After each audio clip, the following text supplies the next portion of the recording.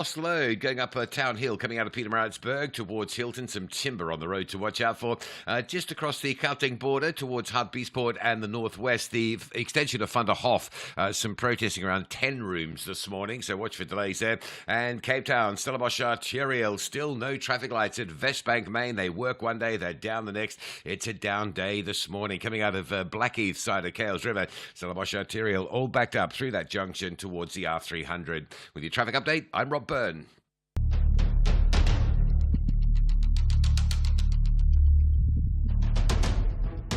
The Morning Brief with Thulasizwe Simelane. Weekdays, Monday to Friday, 6 to 9 a.m. The Morning Brief with Thulasizwe Simelane. Weekdays, Monday to Friday, 6 to 9 a.m. Friday, the 6th of June 2025 has dawned. Good morning and happy Friday to you. Welcome to the Friday edition of the Morning Brief here on SAFM 104 to 107. As always, we've scanned your locality, province, country, continent and the globe, and we've carefully curated those news developments that we believe will be most consequential to you today, and we've packaged them into this Morning Brief, which we now proudly present to you. Among some of what we'll tell you this morning is this. We have a bit of a focus on hunger and its ravages in South Africa, in South African society. A bit of a theme going on in some of the stories we will cover. The point is always emphasized that South Africa is not among the poorest countries, but it's a country of stark disparities, where the haves have in almost wanton abandon, almost boundless abandon, and the have-nots really scrape the barrel to just get by. Well, the Socio-Economic Rights Institute, that's SERI, has done some in-depth work on one of the dimensions of the country's food insecurity and hunger crisis. And in particular, they've focused on vulnerable segments of the population, so targeting their work on informal workers, recyclers, domestic workers, and residents of informal settlements. At about 20 to 7 this morning, I'll be in conversation with SERI Executive Director Nomzamo Zondo, who will share with us just how the report exposes the harsh realities of food poverty in both rural and urban settings. So that conversation is coming up within this hour at about 20 to 7. And then at about 8:45, just before we end the show, we'll speak to Nadia Lubowski, who is the managing trustee at the Anton Lubowski Educational Trust. What we'll be focusing on in that conversation, she'll be expanding on her argument that education reform must begin with the basics. And the basics for Nadia Lubowski are nourishment and teacher empowerment. Basically, she's drawing on both science and on-the-ground experience and saying that, highlighting what she says is the critical link between nutrition, gut health, and cognitive function, stressing that no curriculum can succeed if children are hungry. So we'll speak to Nadia Lubowski at about 8:45 this morning. And then in this hour, at about 10 to 7, we'll take forward the conversation that you and I started yesterday, focusing on gangsterism in some of the country's communities. We'll talk this morning to Pastor Craven Engel, who is with the anti-gang organization called Ceasefire. And our conversation comes off the back of a new report from the Global Initiative Against Transnational Organized Crime that is adding some crucial detail to the problem of young boys in some Western Cape communities being recruited into gangsterism very early and recruited into the associated violence as well. The report reveals that young boys are increasingly being used as gang recruits, often tasked with carrying weapons or acting as lookouts. And they're saying that trend, the experts are saying that trend is driving a deadly surge in youth violence. So we'll touch on that conversation with Pastor Craven Engel of the organization Ceasefire.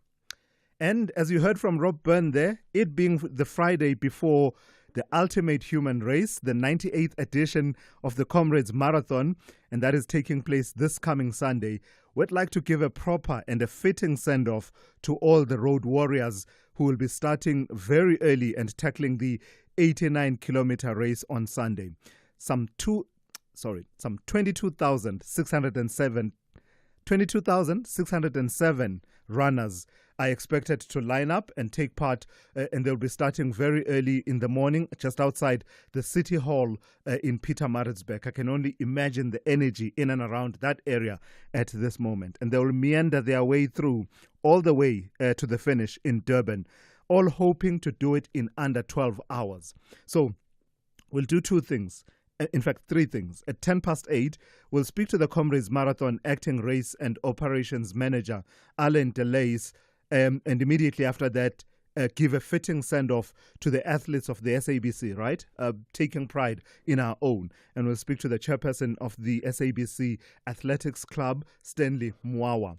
But what I thought we would do, feel free to call in and wish anyone you know that is running the Comrades and wish them well, and perhaps share some of the stories. If you are running, share with us, what you're doing it for, what your cause is if you're running for a cause.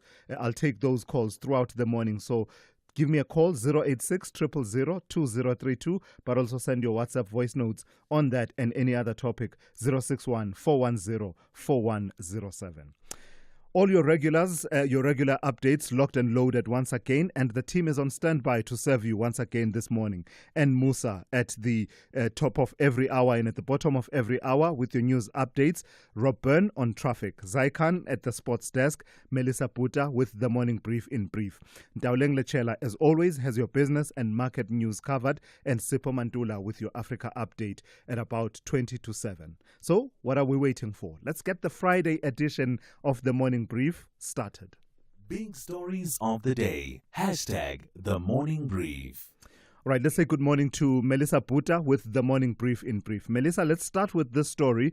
It's gotten people talking, it's gotten tongues wagging since the incident happened, and it shouldn't have been an incident really. It should have been regular accounting to the Portfolio Committee on Higher Education by the Minister Nobuhle Nkabane. Now it's taken a new dimension with the President weighing in.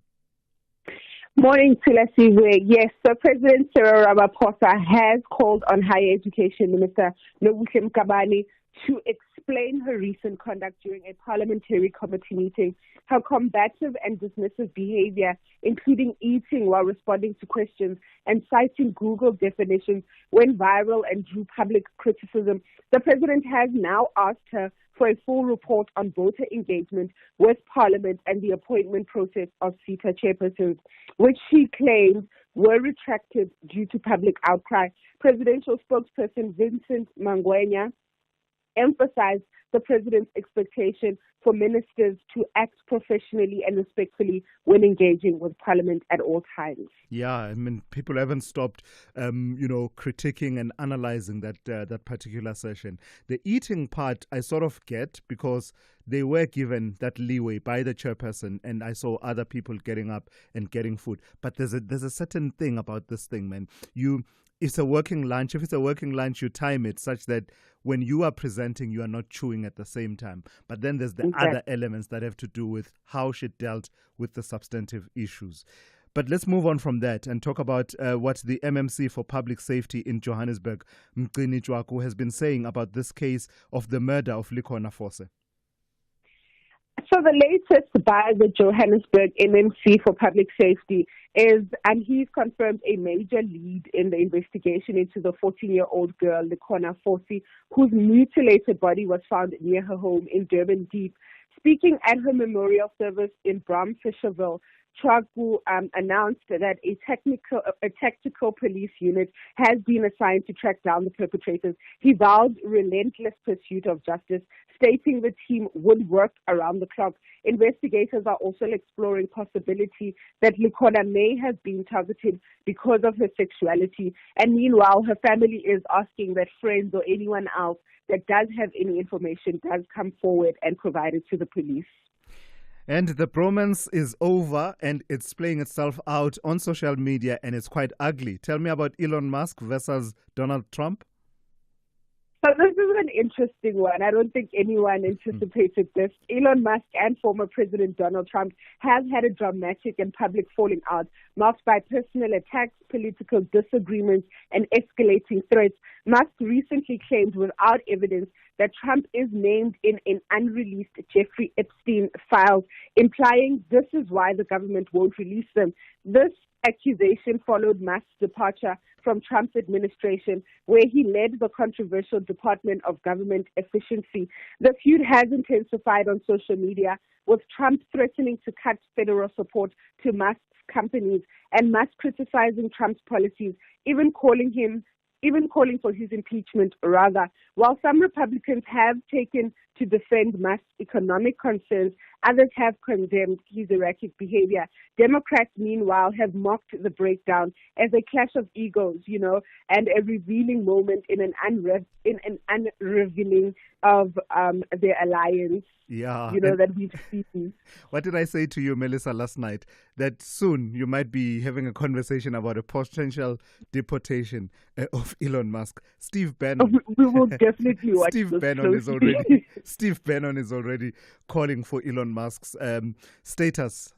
immigration status to be investigated. Anyway, thank you for that, Melissa. That's Melissa Puta there with the morning brief in brief. Thulasizwe Simelane on SAFM. So here's how it's looking on the weather front. There's a warning that has come through from the Weather Service. It's a yellow level 1 warning, and it is for damaging winds leading to localized disruptions to small harbors and ports for short periods. And that is expected between Saldanha Bay and Cape Agalas from Friday evening into Saturday evening. Then there's an advisory. It says very cold, wet and windy conditions are expected over the interior of the Western Cape and Namakwa district of the Northern Cape from Saturday into Monday, and over the Eastern Cape into Wednesday. Snowfall can be expected over high-lying areas and mountain peaks, leading to icy road conditions, especially over the Beaufort West municipality of the Western Cape on Sunday evening, spreading into the Eastern Cape high ground, southwestern and western high ground of KwaZulu-Natal, as well as extreme eastern and southern parts of the Free State on Monday. So basically, it will be quite cold over the next few days. The rest of your weather looks like this. Pretoria will be fine with a minimum of 8 and a maximum of 21. Johannesburg, fine 5 to 19. Mbombela, partly cloudy at first, otherwise fine with a minimum of 8 and a maximum of 24. Polokwane will be partly cloudy, 5 to 20. Mahikeng, partly cloudy and windy, 7 to 21. Bloemfontein, partly cloudy and windy with isolated showers and thunder showers, 9 to 20.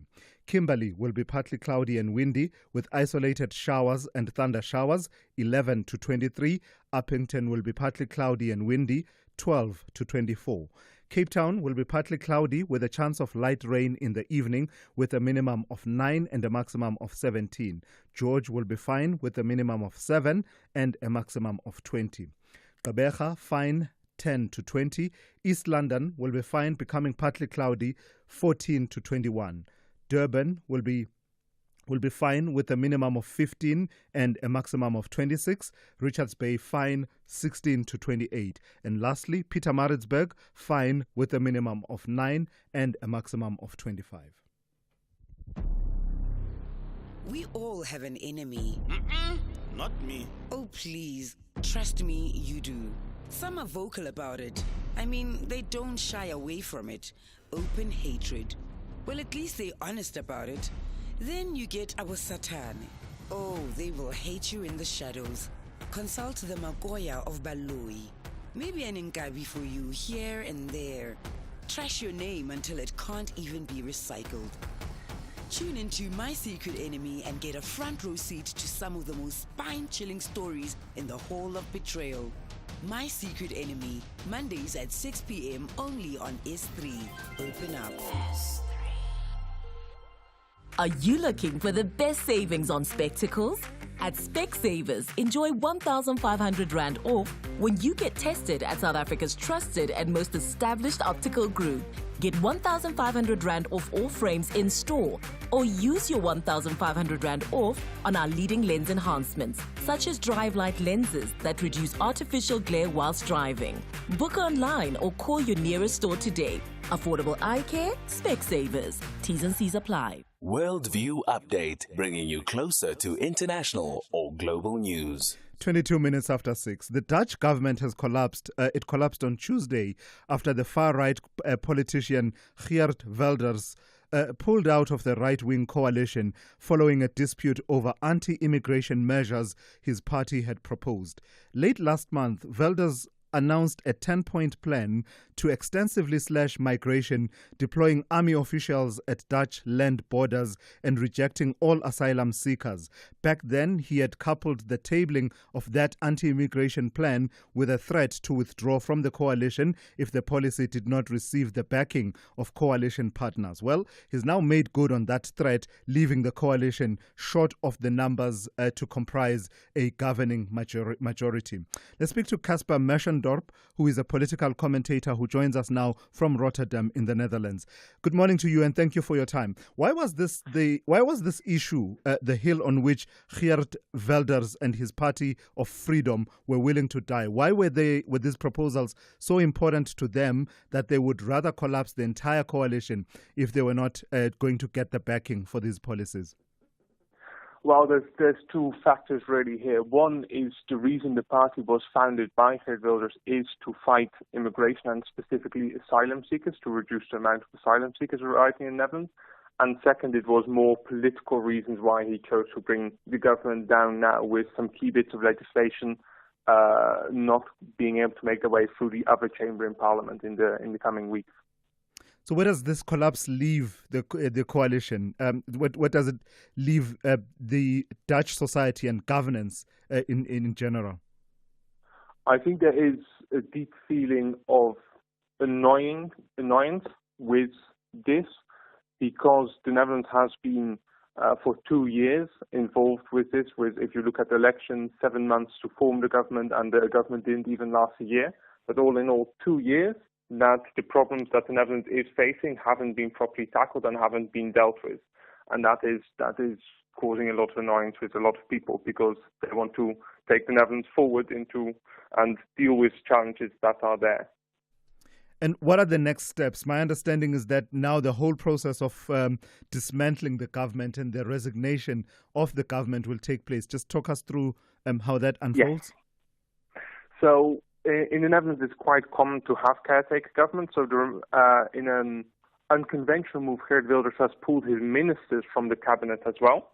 So there will be some vacancies that need to be filled in the short term, and the other political parties, the three remaining parties of the coalition, are negotiating who gets to fill what minister position. And after that, it will be election time. So the official elections haven't kicked off yet, but all the politicians are in that mode already. Yeah. Because at the end of October, there will most likely be the next elections. After that, a new coalition will have to be formed, but it is looking like it's going to be incredibly difficult to do so. Is this typical, this kind of deadlock leading to the collapse of a government in the Netherlands? And also, you mentioned elections and the time that it took to form this government that has now collapsed. Is it something that's typical, and what are its impact on, the energy of the Dutch electorate for more elections, more uncertainty, more, negotiations around forming of a coalition? It's basically not uncommon that the process to form a government can take a few months. This was exceptionally long. 7 months is long, even by Dutch standards. 4 to 5 months is basically very common to organize elections, because there's a lot of the process for that need to happen in the Netherlands after the elections are called. So registering of political parties, appeal processes, all those kind of things. So that is very standard. But yes, it's sending the Dutch people aren't necessarily used to being sent to the ballot box that often, and you run the risk of lower turnout as a result, because people are sick of the games of the politicians in The Hague. Lastly, you mentioned that there are mechanisms to put in place a caretaker government, but what are the implications of the collapse of this government and those processes to form a caretaker government and then eventually go to an election for the broader conversations happening in Europe and the role of the Netherlands there? Because it comes amid all this talk about, the Russo-Ukrainian conflict and the bigger conversation of security and defense in Europe. What are the implications thereof? Yeah, so that's quite severe, realistically speaking, because a caretaker government in the Netherlands isn't supposed to take contentious action. They are supposed to stick to non-controversial topics, and that means that a lot of the key things that will need to be dealt with are out of bounds. And if you only have 5 months left to achieve your goals, that will leave a lot of things undone before the next government comes in and so forth. So especially also with the increasing commitment to NATO, financially speaking, a lot of extra billions of euros need to be found to fund that.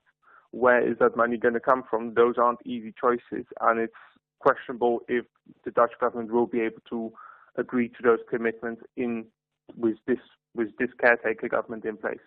All right, Caspar, I've got to thank you for your time this morning. That's Caspar Meschendorp, a political commentator joining us from Rotterdam in the Netherlands. This is SAFM Sport with Zai Khan. Good morning to you, Zai. The Springbok women are getting themselves ready for the Africa Cup title defense. Mm-hmm. It's no island holiday there, that's for sure. They are the champions, so they better watch out. That's Uganda, Kenya, and Madagascar, because the girls are ready, and this is building up towards the 2025 Rugby World Cup in England. Centre Apiwe Ngwevu, the squad's most experienced player with 24 caps, is expected to anchor the midfield as South Africa open their campaign against Uganda tomorrow. Meanwhile, the Bulls prop Volker Low, ahead of his side's United Rugby Championship semi-final this weekend, is looking ahead as well. The Bulls will host the Sharks at Loftus Versfeld in Pretoria tomorrow in the second semi-final. Kickoff is at 6:15 in the evening. Here's Volker Low. Our focus is fully on the Sharks. They are not an easy team to play against. They've got all-around good kicking game, an incredible scrum, a good maul. So we're not looking any further than just Saturday at 6 p.m. Playing against the Sharks. But whatever happens afterwards happens. Soccer action, the defending champions Angola got their COSAFA Cup campaign off to a start. 1-1. They drew with Namibia in the Group B clash at the Toyota Stadium in Mangaung yesterday. Lesotho got their campaign off to a great start. They had a 1-0 victory over Malawi. Elsewhere, Lamine Yamal scored twice as Spain produced a superb display, beating France, and that was 5-4 in a 9-goal thriller to set up a Nations League final with Portugal in Munich on Sunday, while France will take on Germany in Stuttgart in the 3rd-4th place playoff. Tennis action, Coco Gauff ending the local heroine Louis Boisson's dream run at the French Open with a 6-1, 6-2 victory to set up a final clash with the top seed Arina Sabalenka. Sabalenka beating Iga Swiatek. Now the number 2 from the US, Coco Gauff, is looking forward to the match. Just trying to go for my shots and be aggressive. Obviously, she's someone who has great big shots, and she's going to come out aggressive. She's going to come out swinging, and I think I just have to expect that and, do my best to kind of counter that. But, yeah, I think the past experience that I played her has been, we had some up and down matches. We had some I've won straight sets and her vice versa. So, anything can happen on Saturday, but I'm looking forward to it. And, it's glad to be going up against the world number 1, too. Well, for now, it's Game, Set and Match. We'll be back. Top of the hour. I'm Zai Khan. Good morning, I'm Anne Musa. In the headlines, IFP Deputy President Chief Mzamo Buthelezi says the law must be tough on criminals who are continuing to kill people with impunity. He was speaking at the memorial service of IFP MP and Deputy Chief Whip Keta Mabala Sitole in Germiston in eastern Johannesburg last night. President Cyril Ramaphosa says he expected ministers and deputy ministers to conduct themselves professionally. This after the Higher Education Minister Nobuhle Nkabane explained a sector education and training authority appointments to Parliament last week. And White House aides have scheduled a call between President Donald Trump and billionaire Tesla CEO Elon Musk in an effort to broker peace. This comes amid a public feud between the two after Musk stepped down from his role as Trump's advisor. I'll have details on these and other stories at 7. SAFM, guiding you through the rush hour traffic. Good morning. Just getting reports of a crash on Joburg's M1 North just after 14th Avenue. If you're on the run from Soweto towards Randburg, quite a heavy queue. That crash between 14th Avenue and Bayers Nordia. Also, just getting reports of quite a big truck crash in the Warden area of the N3. No authorities on the scene of that yet, so just watch for delays if you're driving N3 through that part of the Free State. Durban, a breakdown around Spaghetti Junction on the northbound track, so some additional delays there. Protesting north of Polokwane this morning on the N1 highway up by Matox. There's some quite heavy standstill traffic on that section into some burning tyres on the N1 national route there. And Cape Town, no traffic lights on Stellenbosch Arterial at the junction with Westbank Main. Quite heavy coming out of the Blackheath side of Cales River as you line up along Stellenbosch Arterial towards the R300. With your traffic update, I'm Rob Byrne. The Business Update on SAFM. For the update, first update of the morning, let's turn to Ndaoleng Lechela. Ndaoleng, let's start with Chinese e-commerce giants, that's Shein and Temu. Tell me about them experiencing a slowdown in the U.S. market. That's right, Sulas, and both the firms are pointing to President Trump's tariffs on Chinese imports as the closure of the de minimis loophole. The loophole previously allowed companies to ship low-cost goods with less than $800 to the U.S. tariff-free. And according to data from market intelligence firm Sensor Tower, Temu's U.S. daily active users dropped 52% in May compared to March, while Shein's users declined by 25%. Additionally, both companies have pulled back on U.S. advertising spend, with Temu's ad spend falling 95% year over year in May, and Shein's decreasing by 70%. The decline in user engagement is also reflected in the company's Apple App Store rankings, with Temu's average ranking dropping to 132 from a top 3 spot a year ago, and Shein's ranking falling to 60 from a top 10 spot.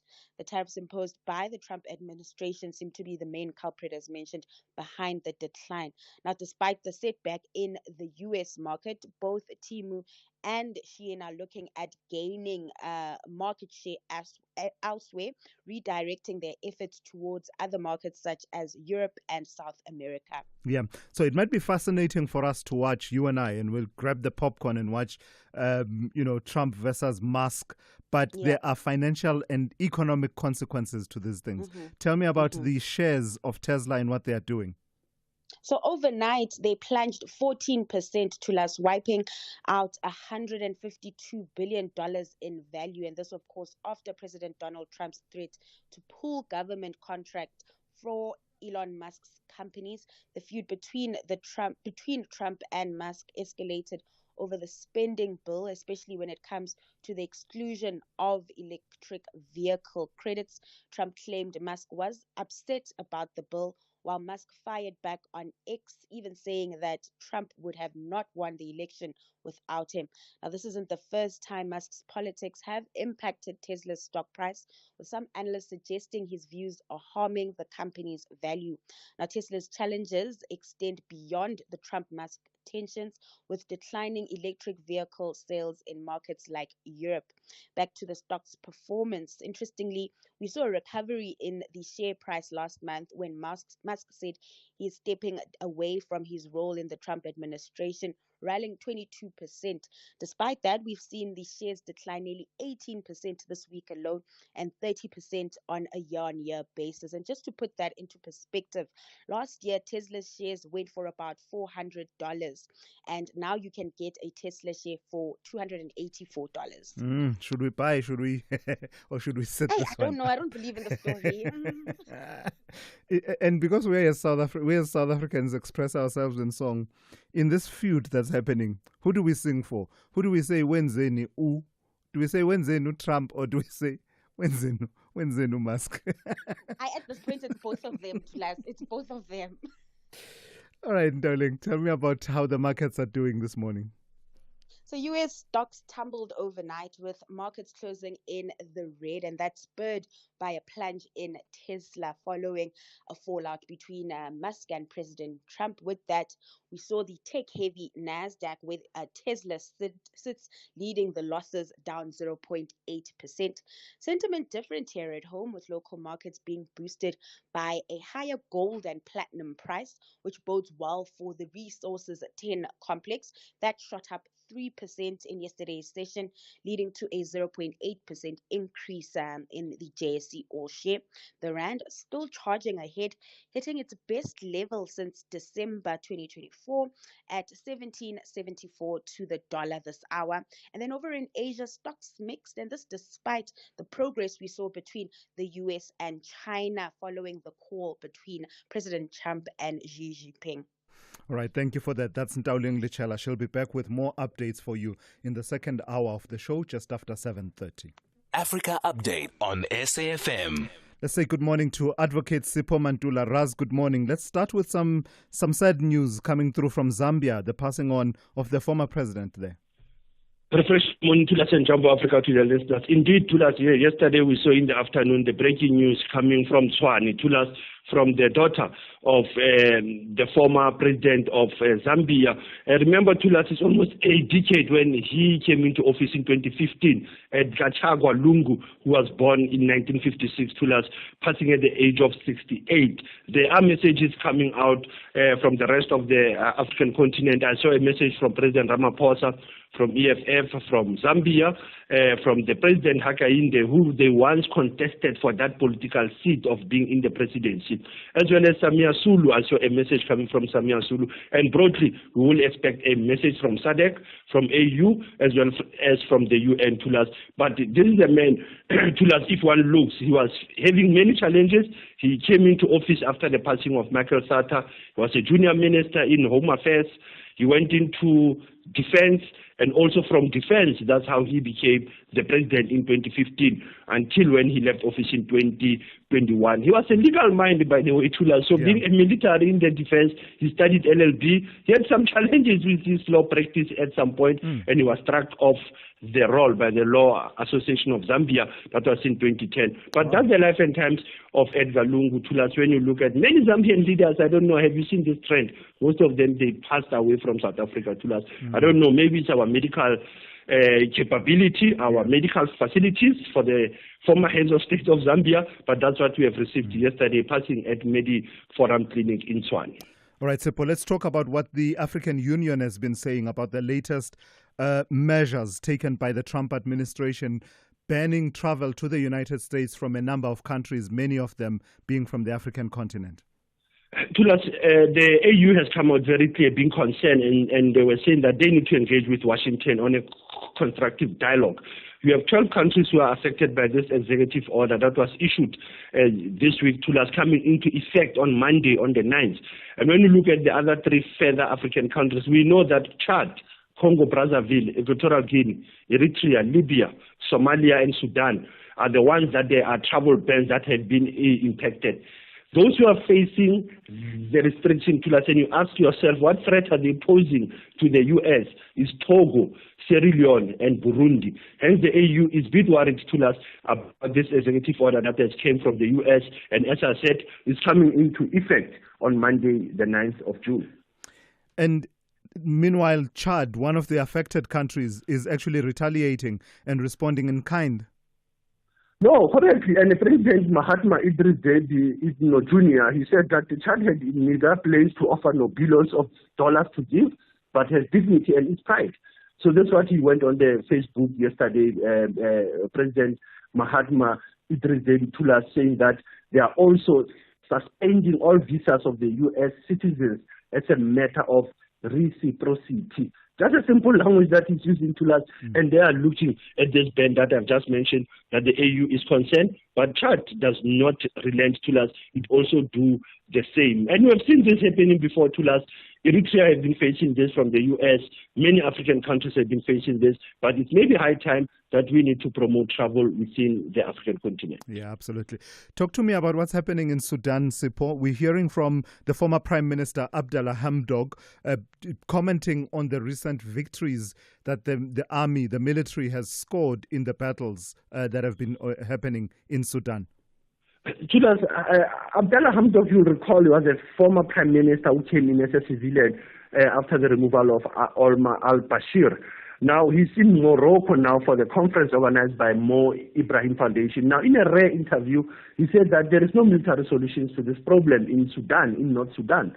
And the formation of this government and having a prime minister, he said it is a facade, it is false. And at the same time, it will never end this 2-year civil war that erupted in 2023. And that's where Hamdok is raising the issues of the Sudanese armed forces and the rapid support forces to us, how they have impacted the people of Sudan. And he's not, and remember, this is a former economist who understands to us the issues of governance, the issues of rule of law, but at the same time representing the civilian voice, because that's what you need in Sudan. You don't need a military government, but you need a civilian government post this prime minister who has been appointed, Kamal Idris, by General al-Burhan. Yeah, and lastly, your historical archive is a fascinating one, Sipho. It's one of those where I guess legally there's been a full stop that has been put by the Constitutional Court. But as far as the societal debate on this issue, it's never really stopped, has it? 6 June 1995, what happened? That's quite true, Tulas. It's almost 30 years. And for our law students listening, it's a paper or a thesis or a dissertation to write about state versus Makwanyane and others, Tulas. The abolition of the death penalty by the Constitutional Court, invalidating what we'll call Section 277, 1 paragraph A of the Criminal Procedure Act of 1977. To us, remember there was the use of the death penalty in the then apartheid South Africa. Now this judgment, as you have said, it's the judgment of the Chief Justice Ismail Mohammed. People like both the late Justice Mkhoro debated on it very clear on the concept of Ubuntu. That's how when you have to think of the Makwanyane case, you need to look at the dissenting judgment, majority judgment, but the element of Ubuntu for me, Tulas, and the issue of human dignity, the right to life. And as you have said, with the high levels of crime, we end up have to say, must we bring back the death penalty? Yeah. But if we look into the deeper analysis of it, why was it used by the apartheid government? And that's how many judgments came up after this. But Makwanyane case, it's a classical and a seminal and a precedent case for many law students to us when they have to look at the right to life. Absolutely. Thank you for that. That's Sipho there. Sipho Mantula with your Africa update. Have yourself a great weekend, Sipho. Asante sana, Tulas. Bafana are preparing for the World Cup qualifiers with 2 international friendlies against Tanzania on Friday, 6 June, and Mozambique on Tuesday, 10 June 2025 in Polokwane. Both matches will be at the new Peter Mokaba Stadium at 7:30 p.m. The tickets are available at Ticket Pro at 60 Rand for adults, 30 Rand for children under 12, and scholars in uniform. For more details, visit safa.net and Bafana on X. From city streets to dirt trails, introducing the new Isuzu MU-X. Sleek enough for the city, tough enough for the mountains. With advanced all-terrain drive, 360-degree camera, and upgraded suspension to take on any journey. The new Isuzu MU-X, now including the new Onyx XT. It's an SUV with 4x4 capabilities, ready for anything. Experience the new Isuzu MU-X at your nearest dealership today. The Green Army mean business. They want maximum points. But the Blue Diamonds are confident they will walk away victors. This is the Hollywood Bet Super League. Do not miss out on the exciting encounter between SMVelo Women's FC and JVW Ladies FC. This Sunday, 8 June 2025 at 2:30 p.m. Streaming live on SABC Plus and SABC One. Proudly brought to you by SABC Sport.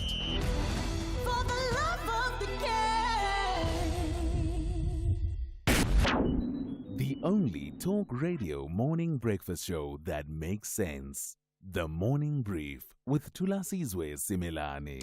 So we recently told you about Health Minister Aaron Motsoaledi revealing in Parliament that 155 children under the age of 5 have died this year alone from a combination of moderate and severe acute malnutrition. And we cited figures reported by 2 researchers from the University of the Western Cape and the HSRC who've pegged the number of children who die annually due to preventable acute malnutrition at 1,000. Well, a new report out from the Socio-Economic Rights Institute says more than 23% of the country's households experience inadequate or severely inadequate access to food. The report is entitled Food for Thought, Reflections on Food Insecurity, and it aims to better understand how vulnerable people experience hunger and food insecurity. Let's welcome Nomzamo Zondo, who is Executive Director at the Socio-Economic Rights Institute. That's SERI. Nomzamo, good morning and thank you for your time. Tell us a bit about the work that you did into this report. My understanding is that you focused on specific groups and their experience of food insecurity. Thank you so much for having me, Tulas. So SERI started this initially as a scoping study, engaging our partners, and our partners include domestic workers, farm workers, people who survive through waste reclaiming, informal traders, and also inner city residents. And in speaking to them, we actually spoke to their leadership to speak about their own expenses, the expenses of their membership and communities on food security. And it was quite eye-opening for us. Firstly, that in the group, we have 2 groups that are central to the issue of food distribution. So we spoke to farm workers who are at the production site. And then we also spoke to informal traders who have already, through other research, have been shown to be quite crucial and critical to the poor's ability to access food. To the extent that I think one research report says about 88% of Joburg residents get their food through the informal sector, either it be spaza shops and informal trade, alongside, of course, the supermarkets. And both these groups are saying that they are themselves struggling with food, with access to food. In fact, one of the things that came out from the farm workers' side was the challenge of course, they are fighting for a living wage, but the reality that fight is currently at the back foot, where all they have is only the minimum wage, and the minimum wage as it is itself. So if you look at what the estimate is for a food basket, using the nutritional food basket, it's about 5,348. Yeah. Only about the minimum wage itself for a household of 7 is that 5,348. But the minimum wage on full hours is only 5,030 rand. So even from the get-go, we started at disadvantage. Yeah. To the extent that in the launch that we had earlier this week, Carol Swart, who was speaking for Kasau, was saying that, in fact, as a union, they are fighting to make sure that their workers get more hours so they can get more money in their pockets. So that's the first. Sorry. So there's a dimension that you bring into this, Nomzamo, that has to do with, that question of, with so much food in the country, why are people starving? You make the point that it's not a question of unavailability of food, but a question of economic access, and you link that to human rights as well. So yes, even though there is a government focus on the production of food, what's clear is that we have enough food in the country, enough nutritious food for everyone. But it's the issue that people cannot afford to purchase that food. And so even though they have the right to food in terms of our constitution, even though the children have a right to basic nutrition in terms of the constitution, of course, there's also other international rights, but there is no access, and that access is constrained mainly by pricing and affordability, and of course the point I raised earlier about inadequate salaries. So when we think about food insecurity, it's not only the unemployed who are suffering it, it's who are employed, who simply don't earn enough. And then what are some of the remedies that you are recommending?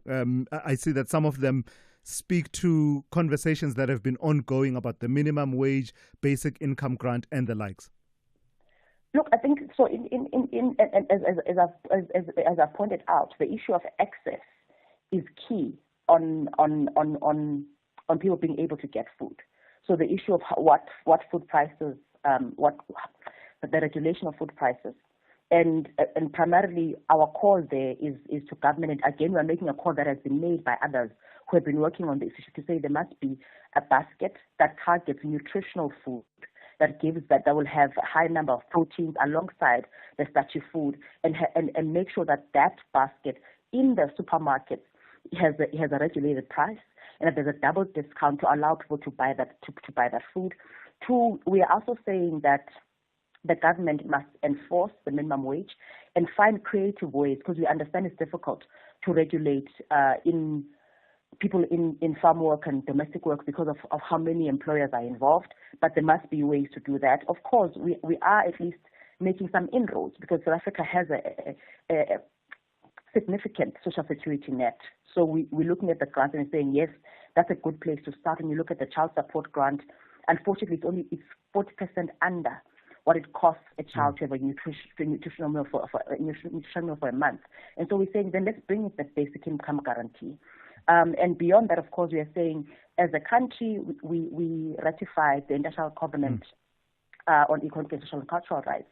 And in that ratification, we are bound to meet issues of the right to food and the fulfillment of that right. But unfortunately, we haven't ratified the optional protocol, which allows for enforcement, which allows for investigation.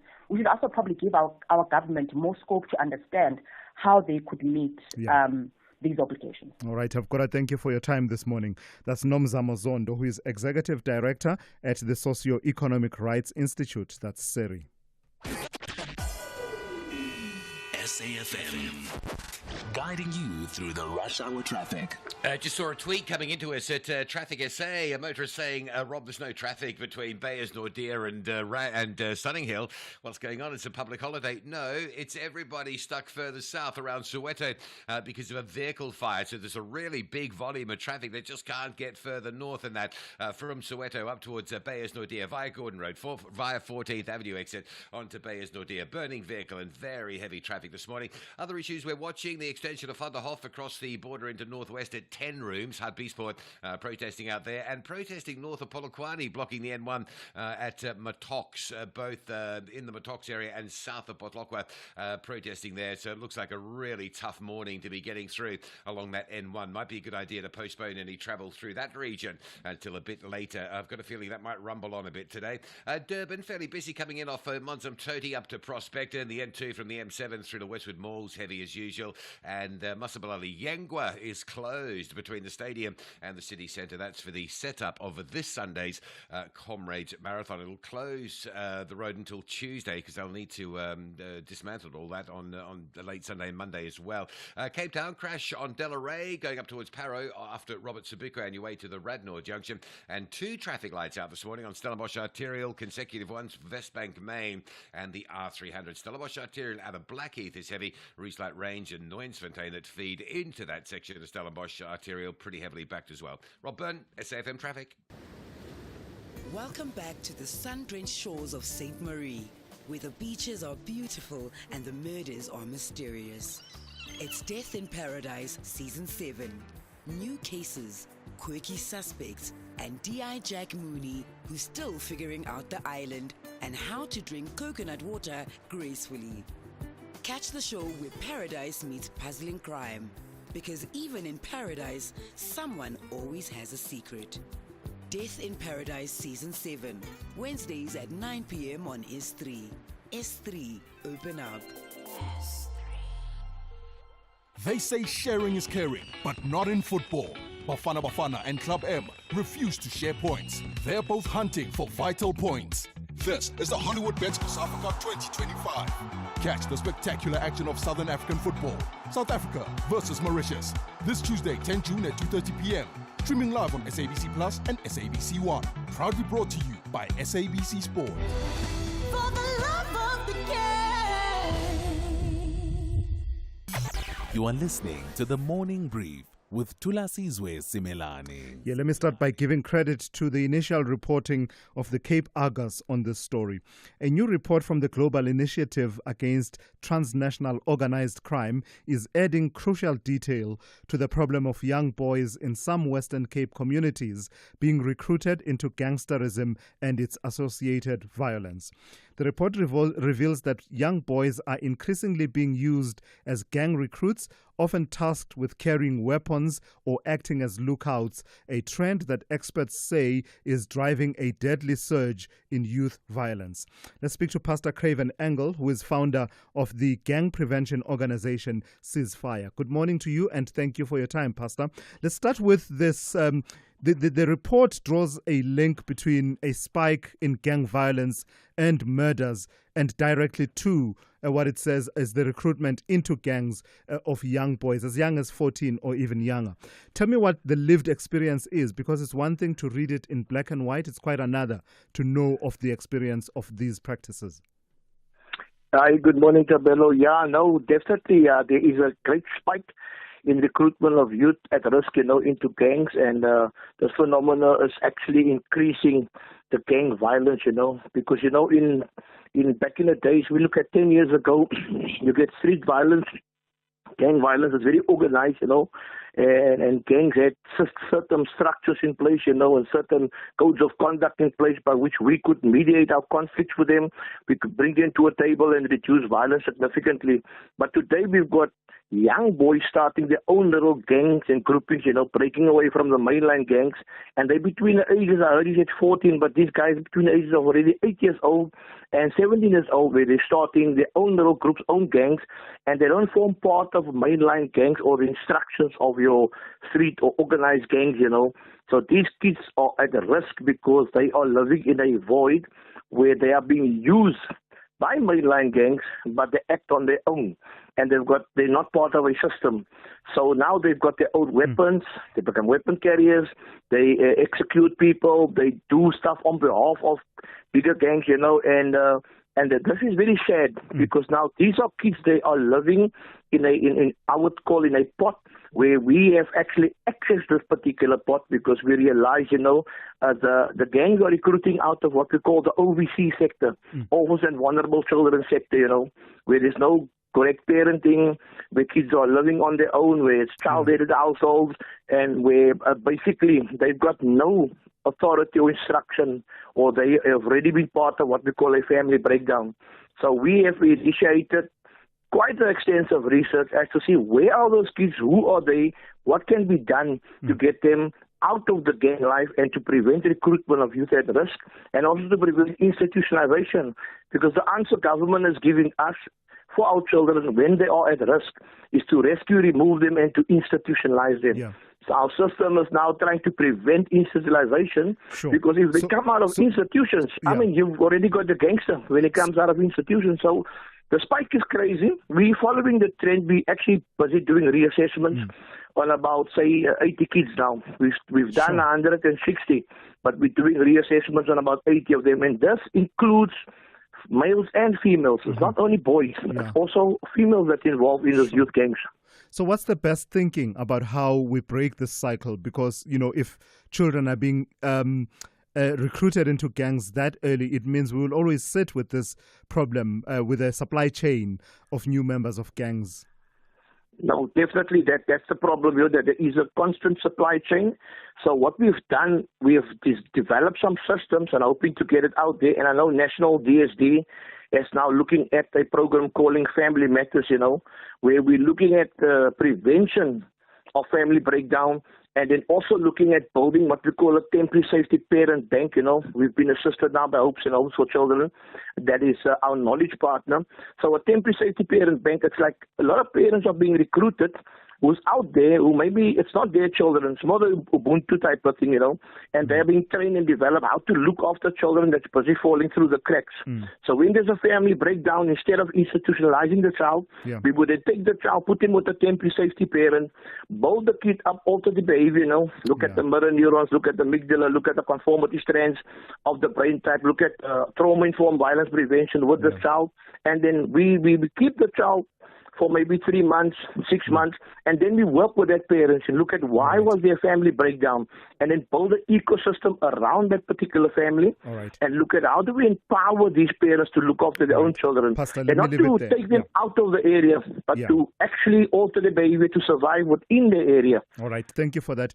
That's Pastor Craven Engel. He's the founder of the gang prevention organization Ceasefire. Let's check in now with N. Musa with the latest news. Outsurance will go out of their way to try and save you money on your car insurance. If they can't, ask for 500 Rand. SMS out to 30754. Now that's good news.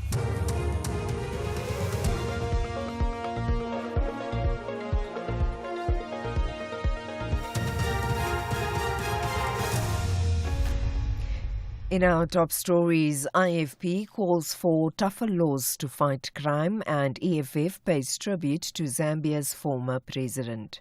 Good morning. IFP Deputy President Chief Mzamo Buthelezi says the law must be tough on criminals who are continuing to kill people with impunity. He was speaking at the memorial service of IFP MP and Deputy Chief Whip Ketamabala Sitole in Germiston in eastern Johannesburg last night. The deceased, who was known as KP Sitole, was gunned down last week while doing party work at Buyafuti Hostel in Katlehong. 2 other people were also wounded during the shooting. 2 of the alleged attackers have since been arrested. They appeared in court yesterday and are set to apply for bail next week. Buthelezi says more should be done to fight crime in the country. I think as a country, we are not seen to be doing enough to deal with issues of crime because people now don't fear the law. I think we must go to the drawing board and see what is this that we are not doing which makes people not to fear the law, and because more often now we need not to make this the government responsibility. From our homes, we can't continuously protect criminals and thugs and killers. Even the law practitioners, I think they must change their mind now as to who do they represent by actually making sure that these people are killers get bailed because they prioritize money than justice. It shows that there is something fundamentally wrong with our justice system. President Cyril Ramaphosa says he expected ministers and deputy ministers to conduct themselves professionally. This after the Higher Education Minister, Nobuhle Nkabane, explained the Sector Education and Training Authority appointments to Parliament last week. This drew strong criticism from Parliament's Portfolio Committee on Higher Education, and the appointments were later reversed. Ramaphosa now says Nkabane must account to him for conduct in Parliament, which some committee members labelled as rude. Presidential spokesperson Vincent Magwenya. In this regard, the President will also appreciate a report on the process undertaken to appoint the board members to the SETA, the Sector Education and Training Authorities, that were at the center of the Portfolio Committee's question. The request for the report is in view of the President's expectation that ministers, deputy ministers and senior executives in the public sector conduct themselves professionally, transparently and cordially in engaging with Parliament and other accountability structures. The director of South Africa's Oscar award-winning movie Tsotsi, Gavin Hood, has shared fond memories he had with the late actor Presley Tshweneyagae. Hood was speaking at his memorial service in Pretoria. Kobrizi, as the actor was affectionately known, died last week at his Pretoria home at the age of 40. His funeral will take place tomorrow. Hood recalls how they were introduced. When the late Moon Yin Lee, our casting director on Tsotsi, first suggested that I audition Presley, I confess I had never heard of him. But Moon Yin had seen him, I believe, in this theatre, and she could not take her eyes off him. I want to reiterate something, that the Oscar that I was privileged to collect on behalf of Tsotsi was not awarded to me as the director. It was awarded to everyone who involved themselves and gave themselves to that story. And no one gave themselves more than Presley. The EFF has expressed its condolences to the people of Zambia following the death of the country's former president, Edgar Lungu. Zambia's sixth president had been receiving treatment at a medical facility in Pretoria. Lungu rose from humble beginnings on the Copper Belt to become a lawyer, military officer, and then president between 2015 and 2021. Kailihle Kumalo has more. The EFF says during his tenure, President Edgar Lungu made significant strides in strengthening Zambia's international relations and promoting unity across political divides. It says Lungu introduced policy initiatives aimed at diversifying Zambia's economy beyond its reliance on copper and appointed Zambia's first female vice president, Inonge Winner. But the EFF adds that the former Zambian leader's time in office was not without criticism. His administration was marked by concerns of a rise in public debts, the use of emergency powers during times of unrest, and passage of legislation seen as restricting civil liberties. And finally, White House aides have scheduled a call between President Donald Trump and billionaire Tesla CEO Elon Musk in an effort to broker peace. This comes amid a public feud between the two after Musk stepped down from his role as Trump's advisor.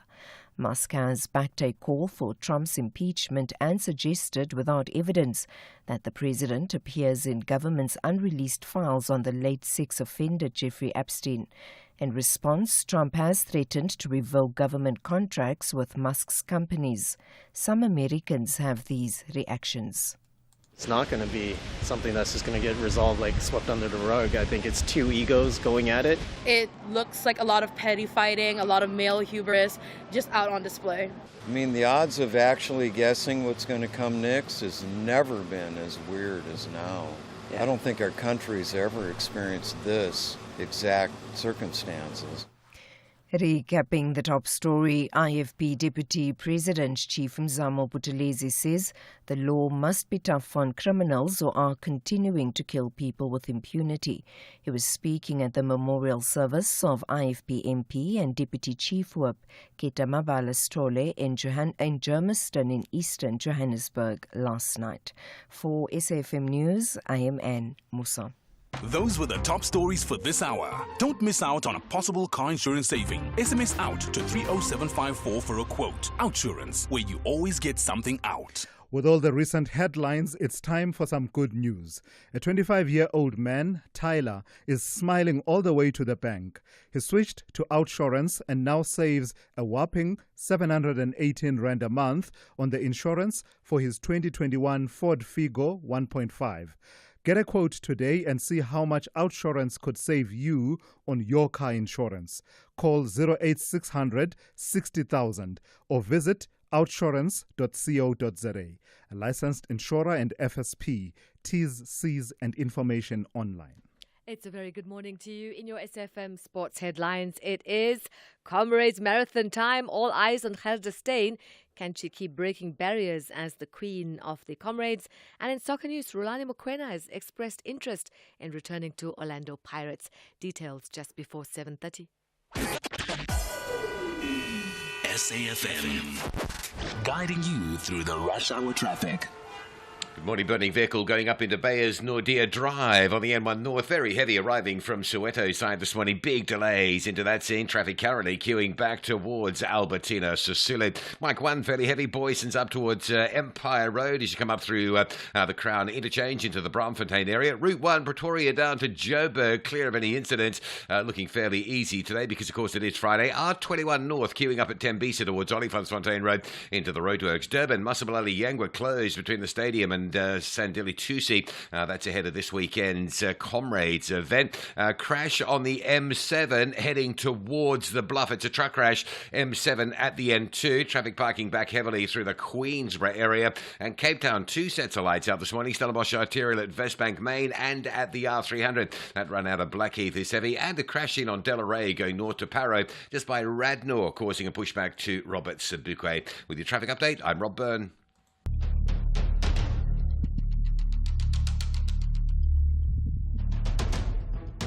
The Morning Brief with Thulasizwe Simelane. Weekdays, Monday to Friday, 6 to 9 a.m. The Morning Brief with Thulasizwe Simelane. Weekdays, Monday to Friday, 6 to 9 a.m. Hey, happy Friday to you. It's the second hour of the Morning Brief here on SAFM. Let me tell you quickly what's coming up on the show in this hour. We'll talk a little bit about the psychology of graduate unemployment. There's been a bit of analysis that has been done with regard to that because of we had these recent numbers that came through from Stats South Africa that talked about it's the quarterly labor force survey, but in the main, it ends up being an unemployment report as opposed to being an employment report. 291,000 jobs were lost in the economy, for example, in the first quarter of this year, pushing the official unemployment rate now to about 32.9%. Then it's more pronounced within the category of people categorized as youth, that is the ages between 15 and 34. And that rate goes up as high as 46.1%. Some commentary and analysis into, particularly graduate unemployment and just the effects of being unemployed as a young person over a prolonged period of time. I'll be in conversation with Dr. Gangsterism Mashiko, who is a clinical and sports psychologist, and that conversation coming up in the next few minutes. And then shortly after that, we'll touch base on the protests that have been happening in Mthatha by students of the Walter Sisulu University and the court appearances. It all stems from the granting of bail to the residence manager accused in that shooting dead of a student during protests in April. That has been playing itself out this week. You saw the scenes of violent protests playing themselves out. So we'll be speaking to the Eastern Cape EFF Youth Command Coordinator, Daban Mfama, immediately after my conversation about youth unemployment. Through it all, I'd love to hear from you. Do engage me. All of these and any other matters that may be exercising your mind. You may be wanting to weigh in on Elon Musk versus Donald Trump, or I don't know, just the conversation about Comrades Marathon. You may be preparing to line up for the start of the ultimate human race on Sunday, or someone that you would like to encourage. I'll take all of those calls. The number to dial 086 000 2032. Please send me WhatsApp voice notes to 061 410 4107. The second hour of the Friday edition of the Morning Brief starts now. Planet Earth, third planet from the sun. A cool place within the solar system where you can pause and take a deep breath without your lungs exploding. Home to an amazing array of wildlife and amazing landscapes that will leave you breathless either through wonder or fear. For humans, it's a place they call home, the only one that they have now. Team Surai follows a dedicated group of individuals dedicated to protecting the planet.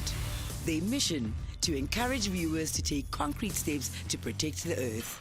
Catch Team Surai Thursdays at 6 p.m. S3, open up. The Green Army mean business. They want maximum points. But the Blue Diamonds are confident they will walk away victors.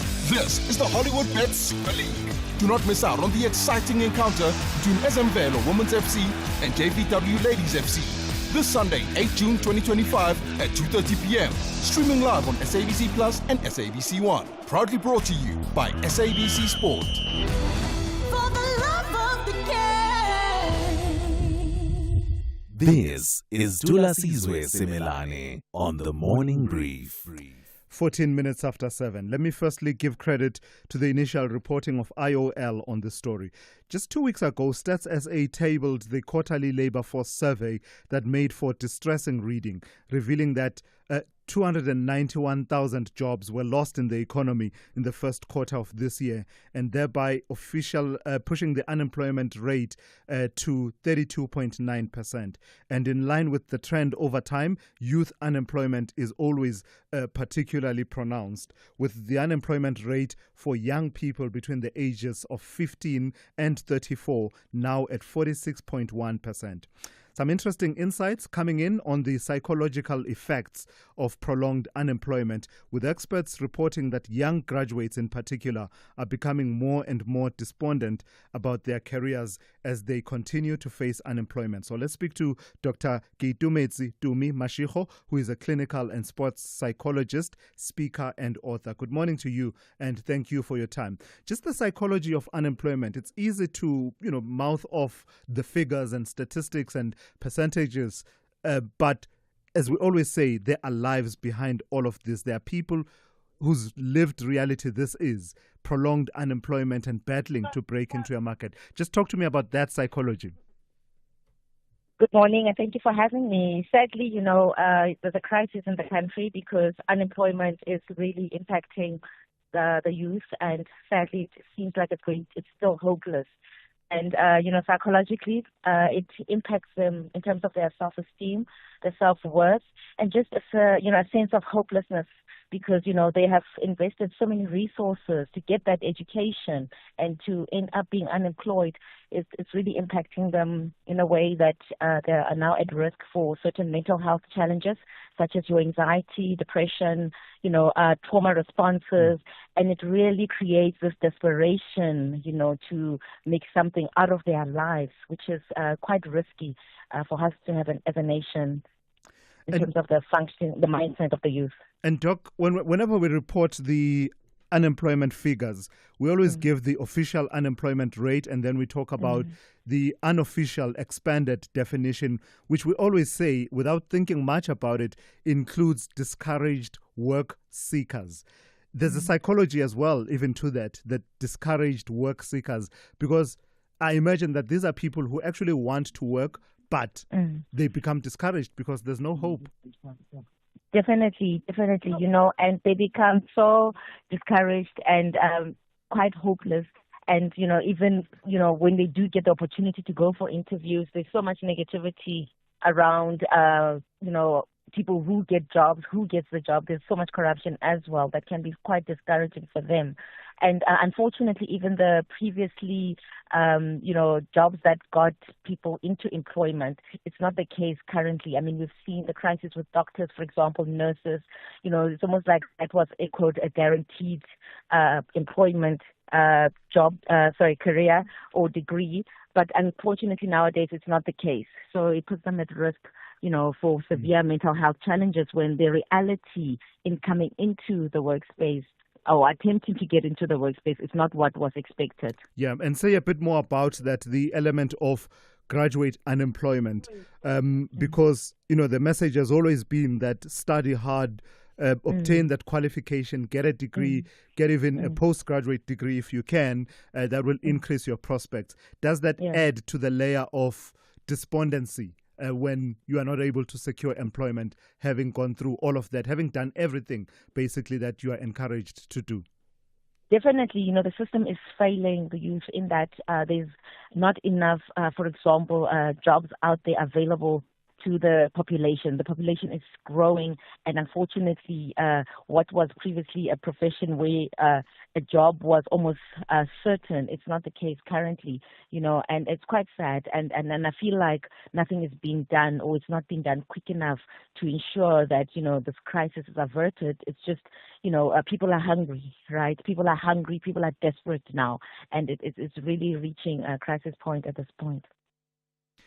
Does part of the answer, Doc, lie in better career guidance and counseling, and emphasizing, the skills that the economy needs, and ensuring that young people are exposed to those and have deeper and more meaningful conversations that guide them even before, I suppose, at high school, at the point of making decisions about which path to pursue?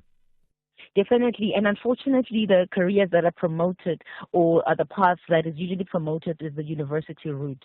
And there are so many other options, colleges out there where skills can be, acquired, where employment is possible. They've unfortunately also, the system is failing in that certain, for example, FET colleges were closed, right? And that unfortunately there's a gap because there is a need, for those careers, and people look down on them. Right, so there is that stigma also. Everybody wants to, for example, go into the health and become a medical doctor, but there are so many other, jobs out there that are available. And yes, we still need, to hire, for example, medical doctors, but the health system is also just breaking, and for example, teachers as well are needed, but the system is failing. So there is really a need for our stakeholders to work together to ensure that we, the system gets going, and the jobs that are needed are actually filled, and there's budget for it. And yes, at high school level, there does need to be, a career guidance, proper and to ensure that, people don't select, what is common or, what is the current trend, but to select what is needed in the economy. All right, I've got to thank you for your time and your insights. That's Dr. Kitumetsitumi Mashiho, who is a clinical and sports psychologist, speaker and author. Listening to that, Jan in Cape Town actually shares her story and says, I've been unemployed since I was 39 years old. I'm now 50. Those should have been my best years. It's over for me now. I was educated and experienced, but I gave up. So that message coming through from Jen, and that just gives you a sense of some of that despondency that does result from prolonged unemployment. We all have an enemy. Not me. Oh, please. Trust me, you do. Some are vocal about it. I mean, they don't shy away from it. Open hatred. Well, at least they're honest about it. Then you get our Satan. Oh, they will hate you in the shadows. Consult the Magoya of Baloi. Maybe an Nkabi for you here and there. Trash your name until it can't even be recycled. Tune into My Secret Enemy and get a front row seat to some of the most spine-chilling stories in the Hall of Betrayal. My Secret Enemy, Mondays at 6 p.m. only on S3. Open up. They say sharing is caring, but not in football. Bafana Bafana and Club M refuse to share points. They're both hunting for vital points. This is the Hollywood Bets South Cup 2025.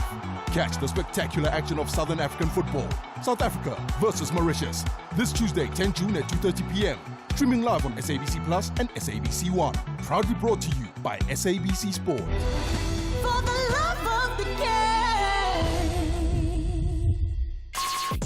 Call Thulasizwe now, 086 000 2032. To the story now. 5 people arrested in connection with violent protests at the Walter Sisulu University in the Eastern Cape were expected to appear in court yesterday.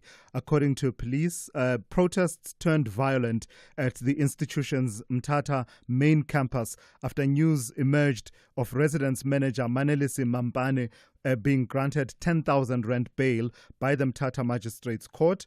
Mampane is accused, you'll remember, of fatally shooting student Sisonke Mbolekwa during a protest in April this year. Let's speak to Tabane Mfama, the Eastern Cape EFF Youth Command Coordinator. Good morning to you and thank you for your time. Just a sense of an update of where things stand in terms of the protests by the students and the situation perhaps returning to a sense of normalcy. Where do we stand with that as we end the week? Yes, good morning to Lars and good morning to your viewers, and thank you for having us. Look, the students are still adamant in terms of saying the bail outcomes that was issued by the magistrate court was not considerate of the facts that are happening on the ground. I mean, students have been saying that this man is violent, he's brutally killed one of the students there. And he has also, injured 2 other students and many of the WUSU students there.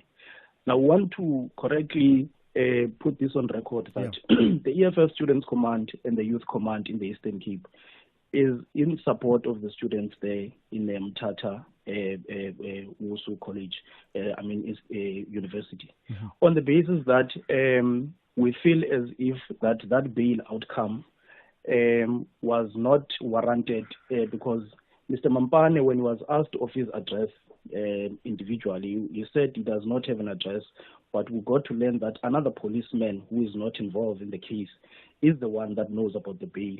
I mean, this is making it very difficult to make further, investigations because no one knows where he stays except for this policeman that is unidentified.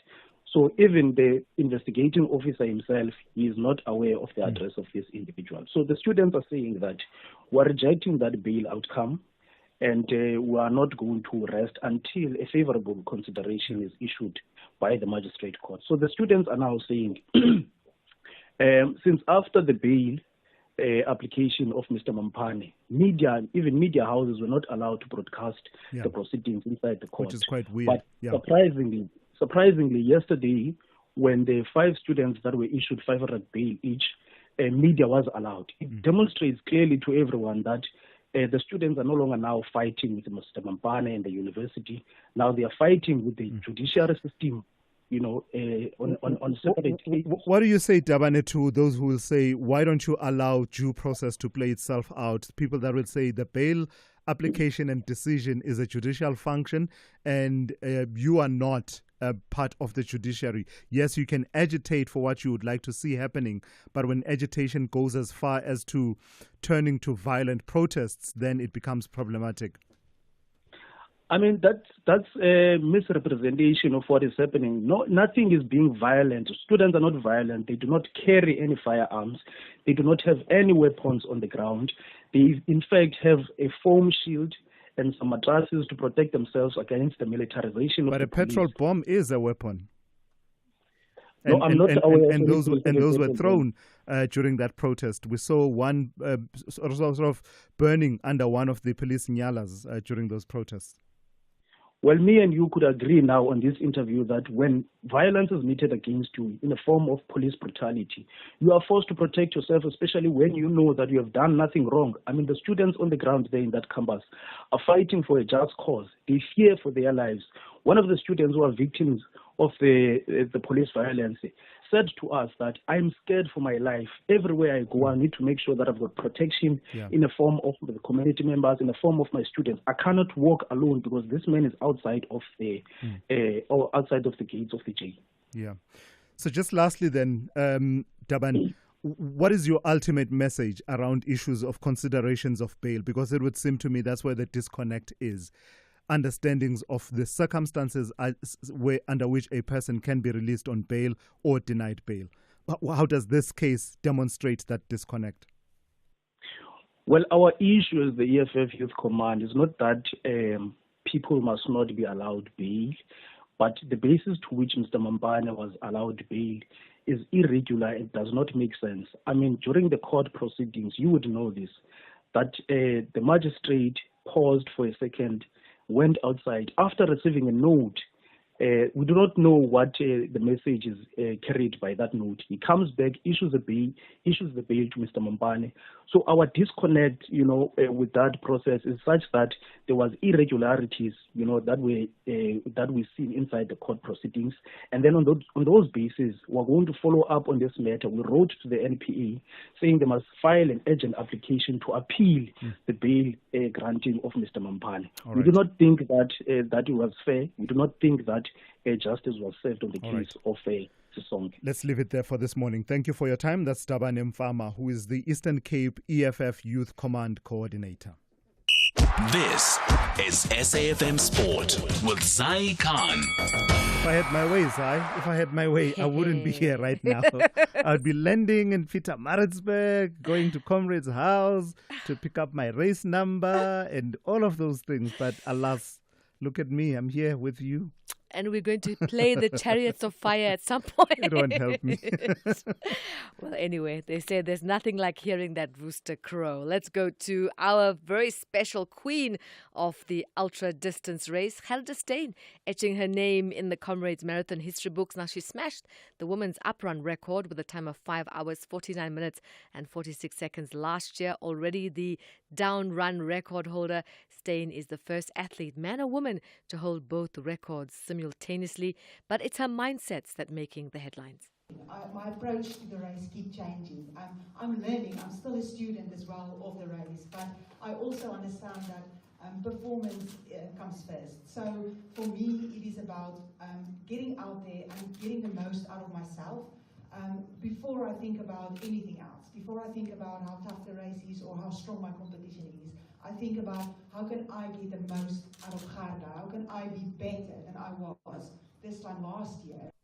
Let's go to rugby where the Bulls fly half Keegan Johannes says the brilliant and thrilling second half performance against Edinburgh has lifted the spirits within the Bulls camp ahead of a blockbuster South African derby against the Sharks tomorrow. I feel like I could form at the right time and just glad I could contribute with that try. Really enjoyed it.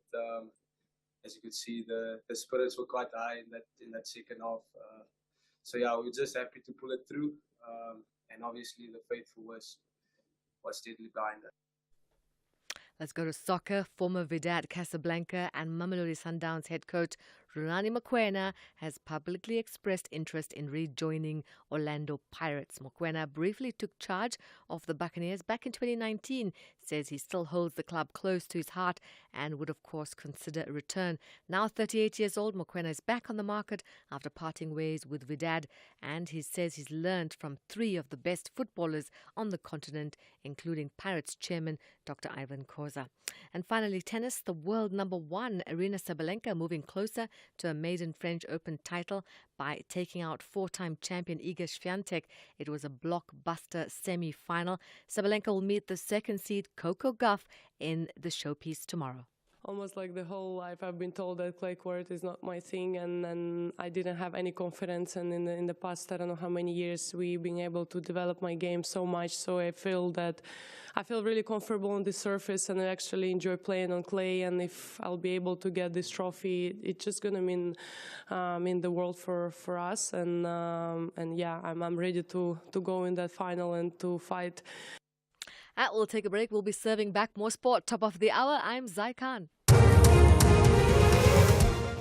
Good morning, I'm Anne Musa. In the headlines, as kidnapping cases reach alarming levels in the country, police have launched a search for a 19-year-old grade 11 learner from the Marti du Plessis School in Figart Park in Bloemfontein. Two men impersonating police allegedly kidnapped Kamogelo Baukudi yesterday. IFP Deputy President Chief Mzamo Buthelezi says the law must be tough on criminals who are continuing to kill people with impunity. He was speaking at the memorial service of IFP MP and Deputy Chief Whip Ketamabala Stole in Germiston in eastern Johannesburg last night. And a church leader in Westbury in Johannesburg has highlighted the need for stakeholders in the criminal justice system to restore the trust of residents. I'll have details on these and other stories at 8.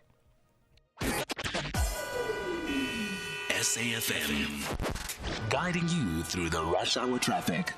Joburg first up, R21 away from the airport's quite heavy. There's a delay around sort of Pomona Road territory up towards the Benoni exit, and then you get in the real heavy stuff through Bobsfontein Road, passing Tembisa through the construction up towards Olifantsfontein. If you're leaving the airport en route to Pretoria, 2 queues to work through. Other side of Joburg, a vehicle burning before you get to Bayers Nordia. Major delays coming up from Soweto this morning. Traffic parking back all the way to Albertina, Cecilia Road, all the way through to Bayers Nordia. Off the highway, routes like 14th Avenue and Hendrik Portgieter badly backed up trying to get into that traffic as well. Pretoria bound on the N14, another busy morning as you sit between the R55 Pretoria West exit and the N1 Brockfontein. Lots happening around Durban today. There is a breakdown at Pavilion Mall on your way out from Spaghetti Junction to Pinetown. That's in the roadwork, so that's super slow.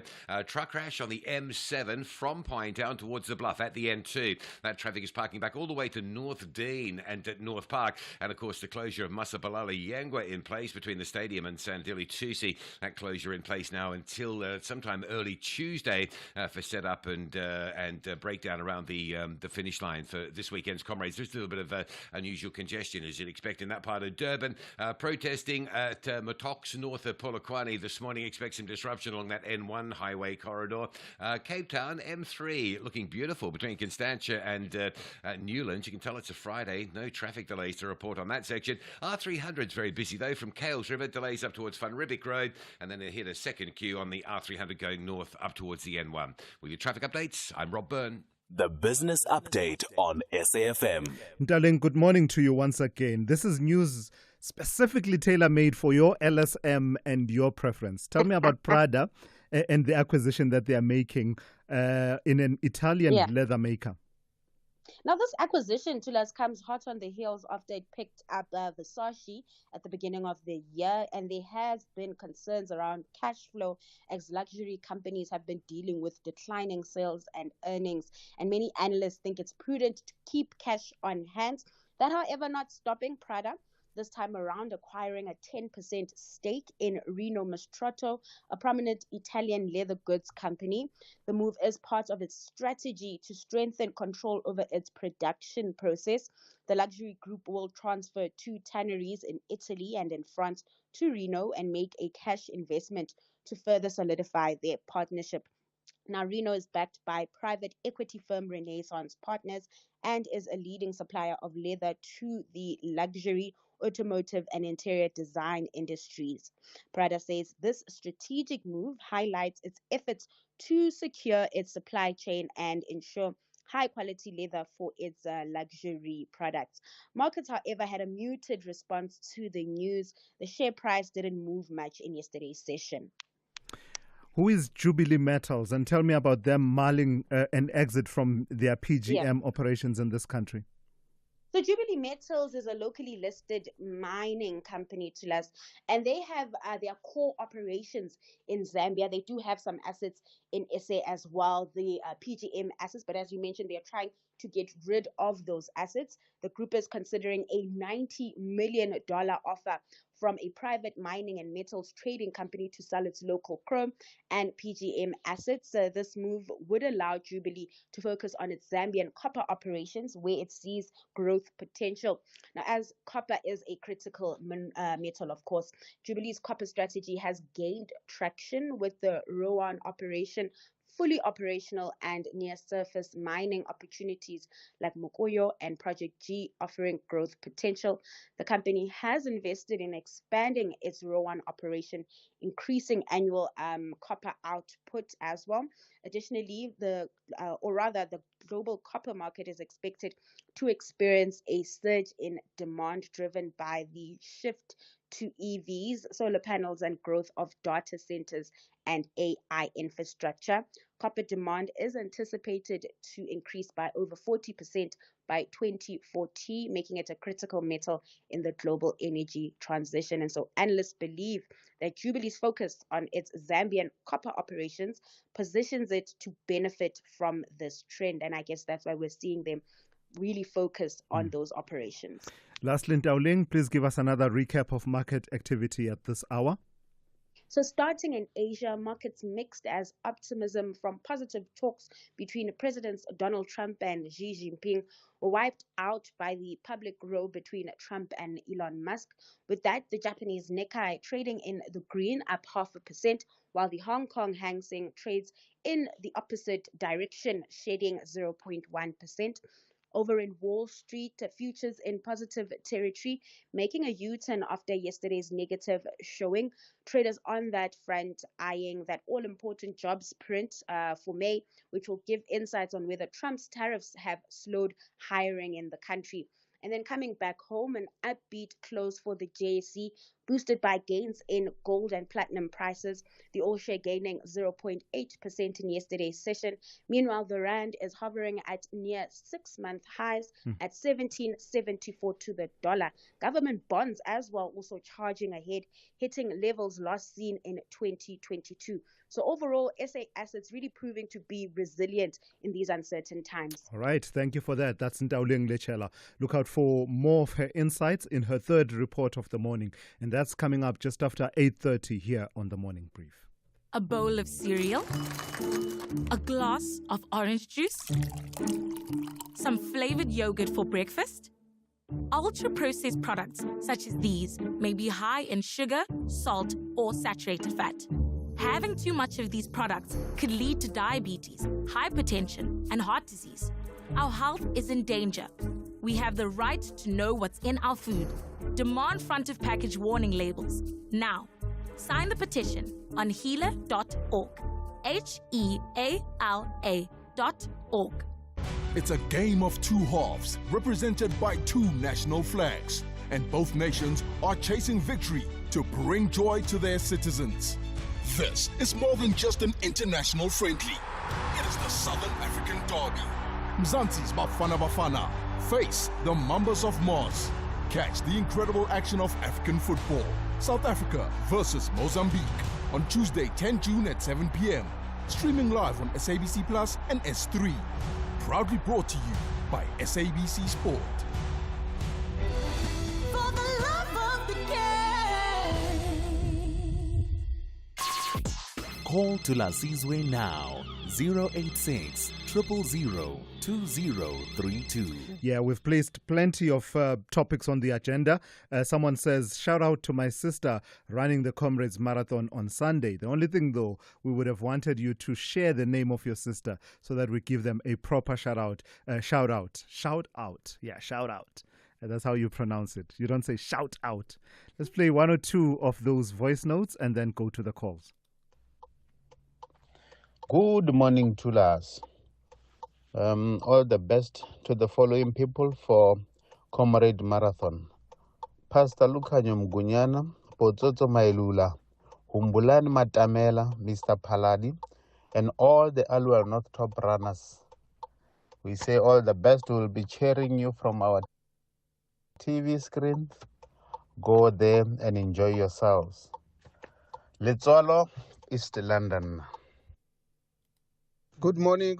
I am Mr. Nhlanze Konteta from East London, Transnet. I would like to wish my depot engineer, Zanele Shweni, and my planning manager, Mr. Lesiba Muloto, and my fleet manager, Mr. Solomzi, that they must do well, and all the best to them and all the other Transnetters that will be partaking in this very important race. All the best, guys. Good luck, and you are loved. Thank you very much. Yeah, thank you for those. Keep them coming. We really love them. It's in good spirit, isn't it? I mean, the Comrades Marathon coming up on Sunday, and we will have conversations about it. In the third hour of the show, we'll be speaking to the acting race manager and the chairperson of the SABC athletics team. But for now, let me pivot a bit. Let's talk Donald Trump and Elon Musk. That tour, is it a tour or is it a all-out battle between the two of them? Mukwena in Rustenburg, good morning. Your take on this story? Thulasizwe, good morning, my brother. Good morning. When we grew up, we were not so privileged. You will have those children where their parents will be able to buy soccer balls for them. Yes, and when yes. they are angry, they will be taking it and going home. Now, the two spoiled brats are... No, wait, Mukwena, wait. Go back a bit. You didn't finish that story. You were quick. You're saying that would have a soccer ball and then what?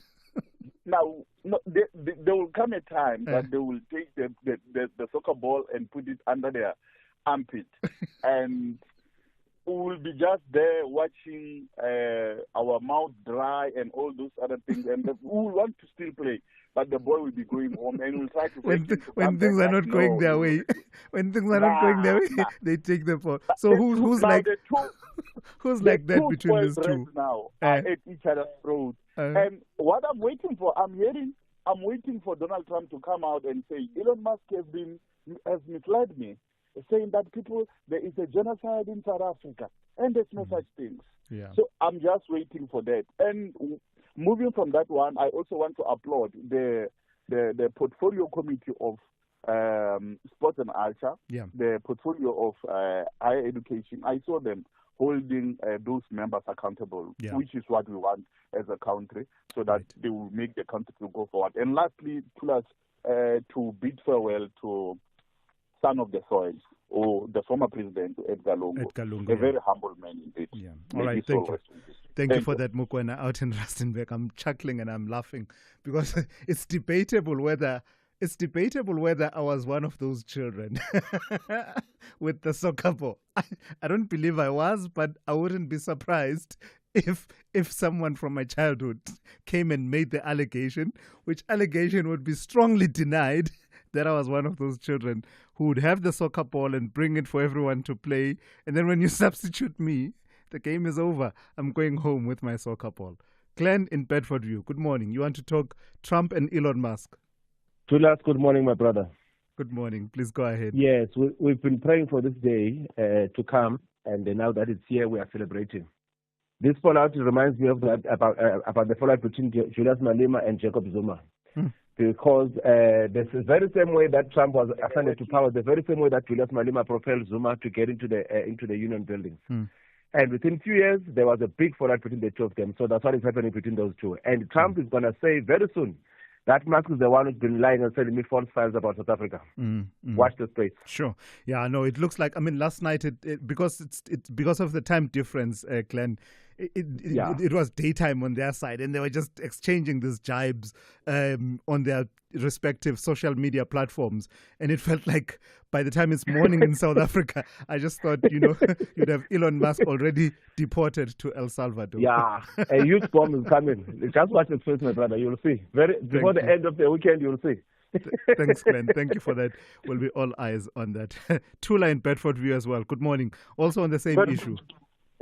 Good morning, Tula. Two Yeah. things. I can bet you were one of those people when you start losing, you get your phone. I wasn't. The bet allegation you was that made and the allegation was properly denied. No one can prove that I was that child. Okay, on a serious note, here's the thing. Our education system needs to be reformed. We shouldn't go to school to be taught to look for jobs. We should be taught to be self-reliant. Yeah. We should change the way we are doing things because we can't have the government, not even America, the richest economy so far, can employ all its population. No. Sure. It can't employ its population. We need to change on how we look. We should think outside the box. Thanks. Absolutely. All right. Thank you for that. But, sharp.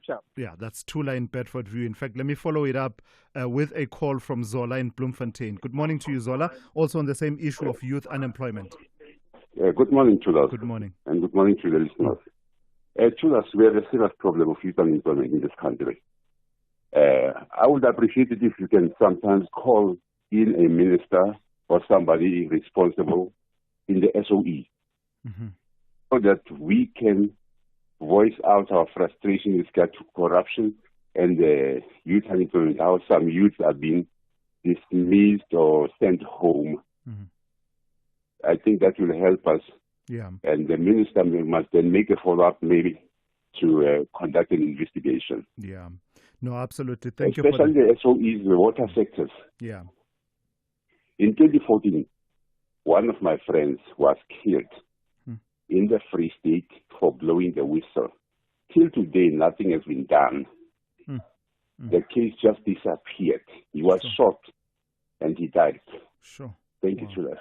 All right, Zola, thank you for that. And thank you for sharing that story. And I can only imagine how distressing it must be, especially seeing as, there's not been follow through on that incident. And it's never really been followed up such that someone is held accountable. And the suggestion you make about getting a minister responsible for the SOEs, I think we should take that and see how we take it up and pick it up in the coming days and weeks. Dave in Durban, you also want to weigh in on unemployment in the country. Hi, thanks for having me. The SOEs, a last comment, dump the SOEs, give that to the private sector. That'll create a lot of employment. You reckon? Create a lot of it'll create a lot of unemployment for the people that don't know what they're doing at the top, but it'll create employment for people that do know what they're doing. I retired 10 years ago from Canada, and I started giving talks in Canada in the 80s about university. And my talk started with my first job, welcome to McDonald's. My second job, welcome to McDonald's, I'm at university. My third job, please, Mr. Manager, can I have a second shift because I owe the university a lot of money and I have a useless degree. Yeah.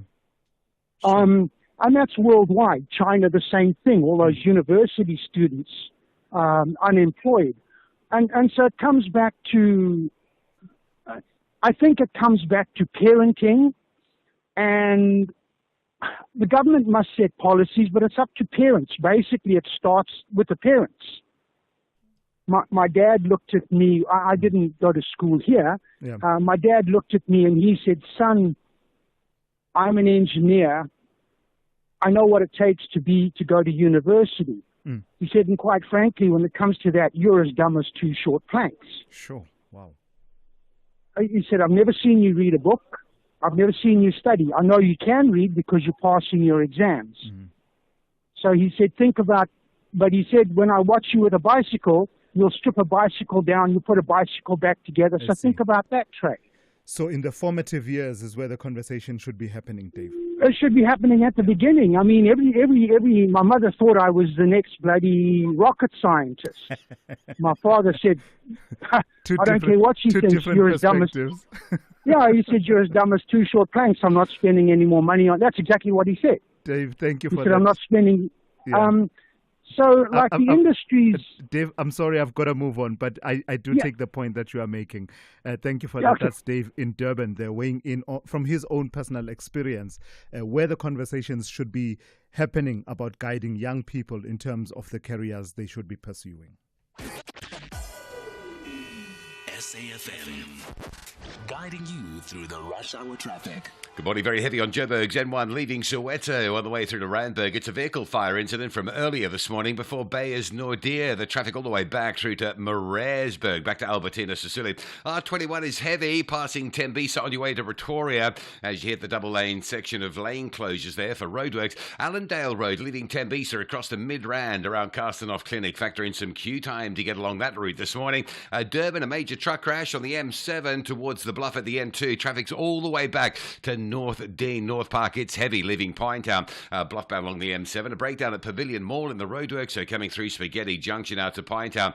There's a heavy backlog as well to work through. And Cape Town, a pretty easy run through the traffic. Friday, noticeable, lesser volumes this morning. Stellenbosch Arterials heavy out of Blackheath towards the R300. A double set of traffic lights out there. And the R300 northbound up to the N1 outbound to Okavango quite slow. With your traffic update, I'm Rob Byrne.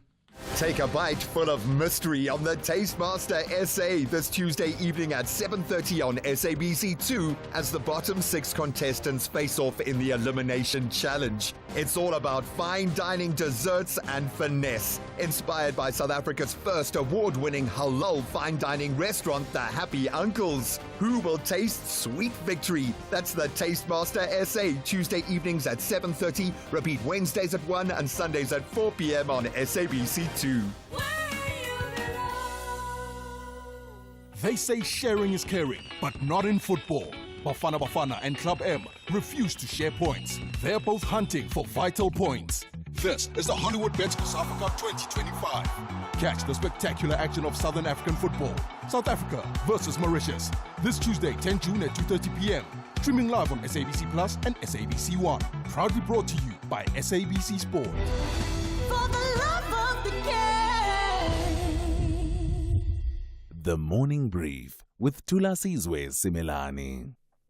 There are growing calls from players in KwaZulu-Natal's agricultural sector for government to declare the province a disaster area due to the outbreaks of foot and mouth disease, which is said to have reached crisis proportions. Reports suggest that the KZN region accounts for 149 of the 167 active outbreaks reported since April. Agriculture stakeholders under the banner of the organization Kwanalu have expressed concern that the gazetted containment efforts don't seem to be having the desired effect as the disease continues to spread due to uncontrolled livestock movements. Let's welcome Angus Williamson, who is chairperson of the KZN Red Meat Producers Organization. Good morning to you and thank you for your time. Please explain to us the depth and width and the full contours, really, of this crisis that we're dealing with and how it's impacting operations of beef and cattle farmers in KZN. Morning, Thulasizwe. Yeah, the challenge that we've got is we've been dealing with foot and mouth since 2019. It broke out in the Matuba area, and since then it has escalated. And our plea to government at the time in 2019 was to try and contain that area and vaccinate those cattle affected. To try and sort of limit the spread of foot and mouth, and to put measures in place with regards to the transport of livestock. And up until today, there's not much has been done in that regard. And we've got to understand, the context of the foot and mouth. If the people who are living within the DMA, which is now 4.2 million hectares, it stretches basically from the Mozambique border. The all the way DMA to being the Newcastle disaster and down management area, yeah. Correct. And we understand the measures by government, but you have to try and limit or restrict movement of livestock, and that is the challenge. So when producers both in the informal, emerging, as well as the commercial sector, do not have an outlet to sell their cattle, then desperate times call for desperate measures. And that is unfortunately why the foot and mouth has spread, is because those people don't have anywhere to sell their animals. And we take the classic example of when, even in 2019, 2020, when there were people in the DMA who were desperate to sell animals and they had nowhere to sell them within the DMA. So they did load them on a trailer and went back roads, main roads, whatever roads you like, and found alternative places to sell their livestock. You've got to understand that if someone has got to sell 2 animals every 2 months as the only source of income, if they do not have a place to sell their wares, they are going to make a plan and move those cattle to whichever destination or whichever province is necessary for them to get an income. That's an interesting insight. Is that part of the reason why we saw the latest reports that are coming through talking about an outbreak now being reported and affecting current beef and their feedlot in Heidelberg? And Heidelberg is in Gauteng. The way, so does that talk to the failure of the containment measures at the epicenter, which is KZN? Well, I believe it is one of the contributing factors, not necessarily the contributing factor, but it is one of the things that the reasons why the foot and mouth disease has spread. So I see in yesterday's press there was a statement by government to say that they are going to put in restrictions with regards to movement. The restrictions are there. The laws, etc., speak to exactly that. There are ordinances that do speak to that. Every animal that gets transported has to go with a Section 6, Section 8 document, which is a removal certificate. It also has to go with a third document, which is a health declaration, to explain the fact that you have had those animals in your possession for the last 28 days, that they have showed no signs of any diseases, not just foot and mouth, but a variety of other illnesses. And that is not being adhered to. I did mention to the minister that I could very happily take on the challenge of loading 2 positive animals in the Hlahluwe area for foot and mouth, and I will load them in the trailer, and I will go whichever roads are out there, and I will travel from here to Muizenberg Beach and deliver them to Muizenberg Beach. And nobody will stop me. And when they do, the law is not adhered to, and that is what we are asking. So is when people illegally move for the law basically to step in. J534 can be issued. There's a lot of things that can happen. Yeah. Is it a sense then of a lack of appreciation by the authorities of the just how dire the situation is, such that there's a bit of laxity in implementing those restrictions? To an extent, yes.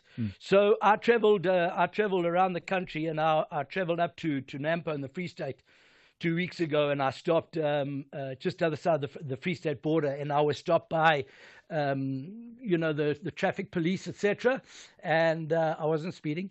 And then they came over to me, and I had a chat to them, and I said, so do you stop vehicles with livestock that travel through here? And they said, yes. No, they do. I said, well, what do you do? In the instance, do you check the documentation? And the lady said, unfortunately, we don't know the correct procedures. And I had a long chat to her and I explained to her. I said, this is the problem with foot and mouth and transporting of livestock and the stock theft. Animal Improvement Act, the Animal Diseases Act. There's certain acts that speak to those relevant things. There has a directive that's come down from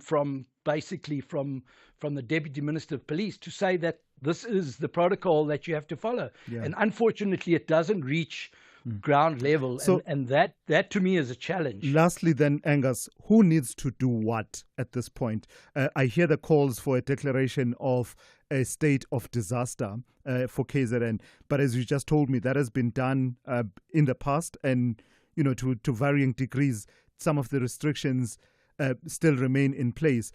At this particular point of the outbreaks, who needs to be doing what? Okay, so what we need is, if it's a disaster area, then we have resources and we have access to SANDF to assist with roadblocks. We have more SAPS funding. We have more personnel on the ground. The problem, we do understand that state departments are understaffed, but we have to do something. This challenge is this FMD is going to affect the whole country, and we've been saying so since 2019. It's time that we actually realize the severity of it. I've been in Pretoria numerous occasions to say, listen, this is the challenge. This is what we're dealing with. Yeah. And you sit in a meeting and the next day something totally opposite happens. Sure. We are desperate and it's harvest time for the beef producers in KZN and around the country, and we need to sell our calves. Okay. And Karen beef, obviously they under quarantine as well. So we do need divine intervention, whether it's government or otherwise. But we do need assistance. Angus, thank you for sharing that detailed insights coming through there. Thank from you very Angus much for your Williamson, chairperson of the KZN Red Meat Producers Organization. Let's go straight to N Musa with the latest news.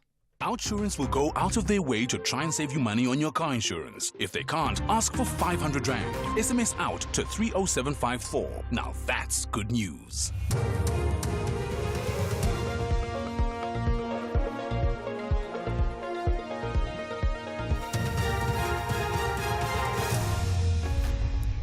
In our top stories, grade 11 learner kidnapped in Bloemfontein, and IFP calls for tougher laws to fight crime.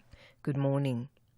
As kidnapping cases reach alarming levels in the country, police have launched a search for a 19-year-old grade 11 learner from the Martie du Plessis School in Figart Park in Bloemfontein. Two men impersonating police allegedly kidnapped Kamogelo Paukudi yesterday.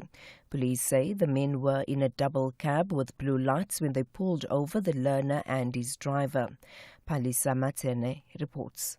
It's alleged that the driver was confronted by the man wearing police uniform who said that the vehicle they were traveling in with Kamogelo was suspected of delivering drugs. The suspects then separated him and Kamogelo and took their cell phones and instructed him to drive in front whilst they followed him from behind with Kamogelo to Park Road Police Station. However, on the way, a truck got in between the two vehicles and the suspects disappeared along with the boy in their car. Police are investigating a case of kidnapping and impersonating the police. IFP Deputy President Chief Mzamo Buthelezi says the law must be tough on criminals who are continuing to kill people with impunity. He was speaking at the memorial service of IFP MP and Deputy Chief Whip Keta Mabala Stole in Germiston in eastern Johannesburg last night. The deceased, who was known as KP Stole, was gunned down last week while doing party work at Buyafuti Hostel in Katlehong. Two other people were also wounded during the shooting. Two of the alleged attackers have since been arrested. They appeared in court yesterday and are set to apply for bail next week. Buthelezi says more should be done to fight crime in the country. I think as a country, we are not seen to be doing enough to deal with issues of crime because people now don't fear the law. I think we must go to the drawing board and see what is this that we are not doing which makes people not to fear the law, and because more often now we need not to make this the government responsibility. From our homes, we can't continuously protect criminals and thugs and killers. Even the law practitioners, I think they must change their mind now as to who do they represent by actually making sure that these people are killers get bailed because they prioritize money than justice. It shows that there is something fundamentally wrong with our justice system. A church leader in Westbury in Johannesburg has highlighted the need for stakeholders in the criminal justice system to restore the trust of residents. Pastor Melo du Plessis' statement comes in the wake of an incident in which residents attacked members of a police anti-gang unit after arresting a man found in possession of drugs. Du Plessis says residents often refuse to cooperate or help police in apprehending wanted criminals because they fear appraisals. He says most of the criminals are reoffenders who do not face prosecution.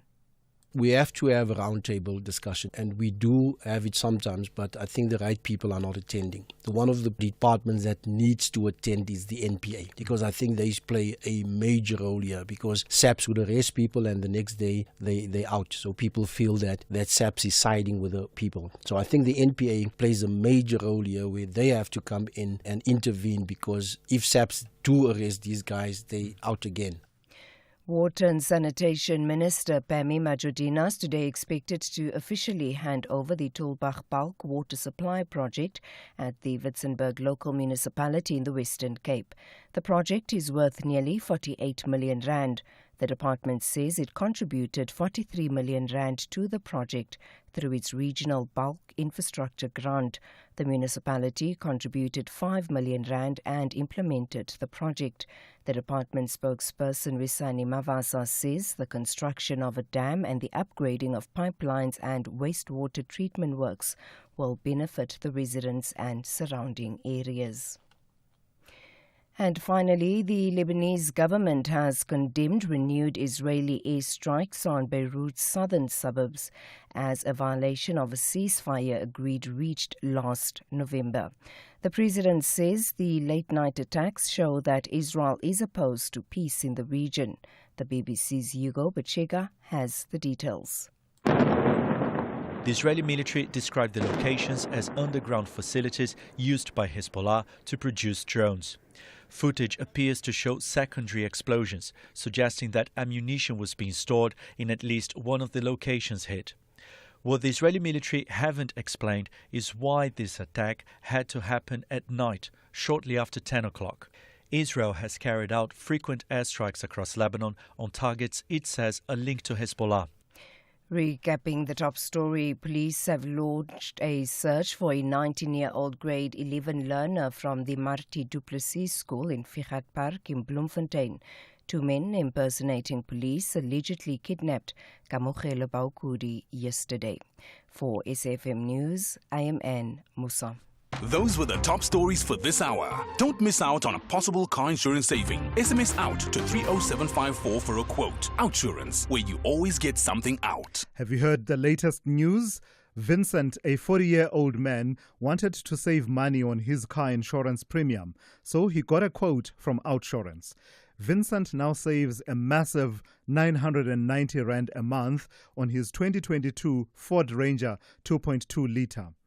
Get a quote today. See how much Outsurance could save you on your car insurance. Call 08600 60,000 or visit outsurance.co.za. You always get something out. A licensed insurer and FSP. T's, C's and information online. It's a very good morning to you. In your SFM sports headlines, it's rugby. The Bulls are hosting the Sharks. It's a blockbuster United Rugby Championship semi-final at Loftus tomorrow. And in athletics, Gerda Steyn giving us a bit of insight into what the Comrades Marathon means to her. All the details just before 8:30. SAFM, guiding you through the rush hour traffic. Good morning. The M1 North up into Beyers Nordia, having left Soweto, remains heavily backed up. It's a vehicle fire incident from earlier this morning before Beyers Nordia. Traffic all the way back almost to Soweto Highway.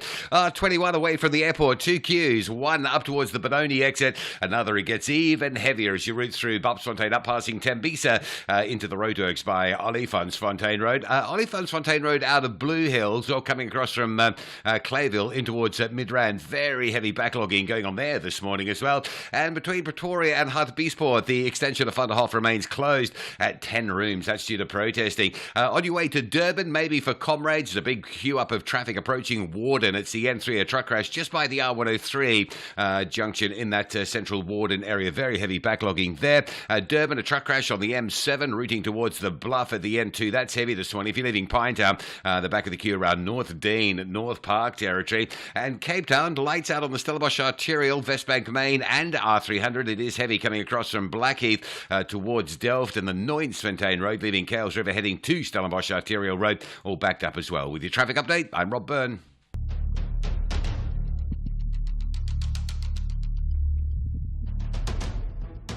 The Morning Brief with Thulasizwe Simelane.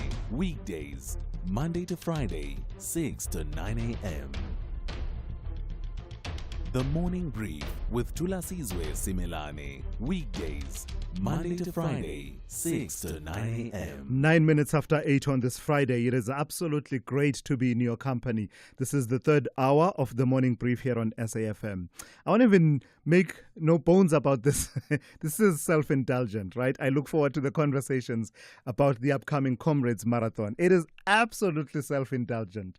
I will concede, I will accept and admit that it is self-indulgent. But not only that, though. I mean, it is one of the more significant undertakings that you will undertake as a person. Trust me. If you haven't done it yet, and I know a lot of people say, I'm not crazy. I would never do that thing of running for 10 hours, 12 hours. But believe you me, if you were to do it, it's something that I would say you owe it to yourself. You discover your full potential, your mental capacity, your strength. You are a different person by the time you are done. So you can only imagine the FOMO I must be feeling right now as people are just, they've been tapering for a while and now it's just taking it easy. And going through the motions and getting ready for Sunday. In the next few minutes, I'll be speaking to Alan Delace, who is the Acting Race and Operations Manager at Comrades Marathon. Before I do that, though, I do want to reflect one or two of your messages that have come through. Ndinga in Mtata says, in relation to the Wusu guy having been granted bail, movements such as the EFF, which praises itself for having members who are learned, which in those include lawyers or attorneys and advocates and great community and parents.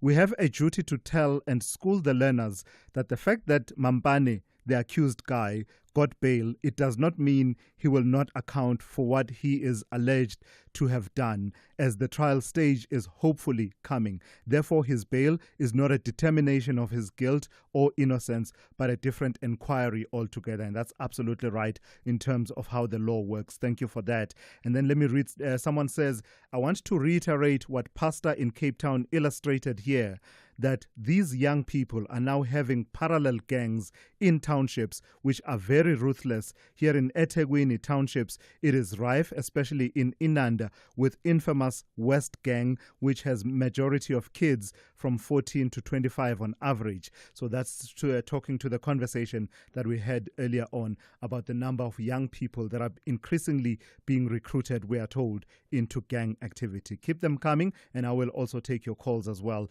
on the number 086 000 2032, as well as your WhatsApp voice notes on 061 410 4107. The third hour of the Friday edition of the Morning Brief starts now. This week on BBC Primetime, watching TV could make you a winner. It's the BBC Primetime Watch and Win competition. Just tune into your BBC Primetime shows, answer a few simple questions on S3's TikTok account, and you could walk away with awesome prizes. From thrilling dramas to jaw-dropping reality shows, the more you watch, the more chances you have to win. Watch, answer, win. Only on BBC Primetime. Airs weeknights 9 to 11 p.m. on S3. Your couch just became the best seat in the game. It's a tough day for Mark. Tight deadlines and challenges everywhere. But Mark can rest easy, because when he bought his Hino 700 2845 truck tractor, he received a complimentary service plan covering up to 210,000 kilometers for short haul and up to 280,000 kilometers for long haul. Nice one, Mark. Visit your dealer today to find out more about this limited time offer. Hino, all the way. T's and C's apply. The Green Army mean business. They want maximum points. But the Blue Diamonds are confident they will walk away victors. This is the Hollywood Bet Super League. Do not miss out on the exciting encounter between SMVelo Women's FC and JVW Ladies FC. This Sunday, 8 June 2025 at 2:30 p.m. Streaming live on SABC Plus and SABC One. Proudly brought to you by SABC Sport. For the love of the game. Thulasizwe Simelane on the Morning Brief. Weekdays, Monday to Friday, 6 to 9 a.m.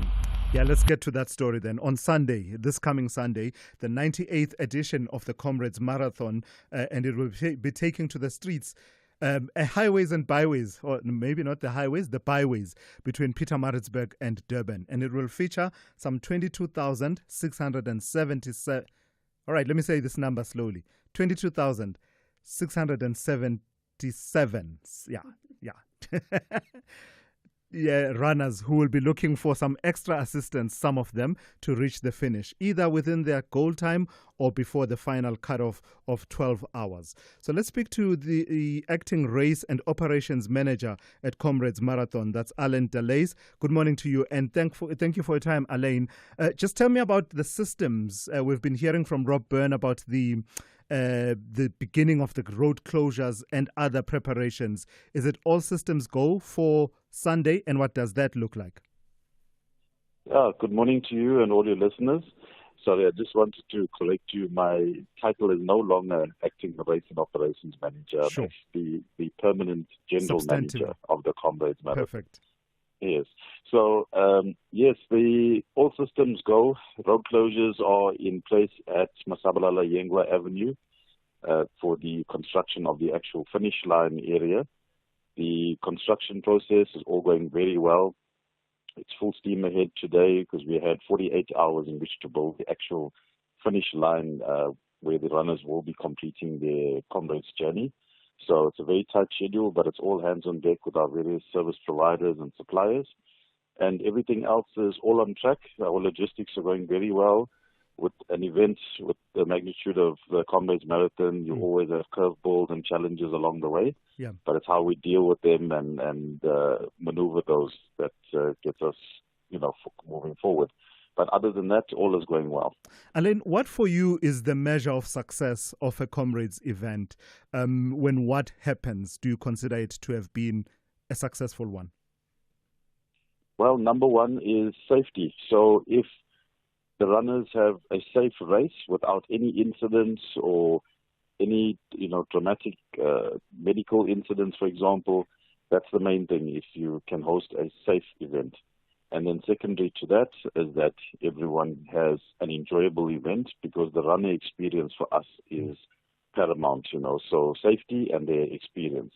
They've trained a whole year to be on this journey. They've sacrificed lots and lots of their time, etc., going into their preparation. So it's only fair as an organizer for us to put on the best possible runner experience we can for them.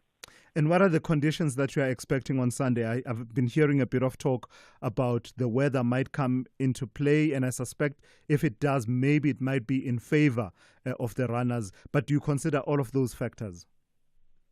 Yes, we do consider all of those. We having at this stage now for the last 4 weeks, we have a weekly meeting, safety and security meeting with all role players.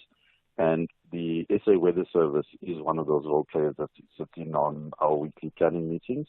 And so far, there's no cause for any alarm in terms of the forecast weather. We are expecting a cooler day and only in the evening, very, very light drizzle, but that's a few hours after the race has ended. Yeah. And then tell me about the innovations within the race itself that speak to its mass participation nature and character.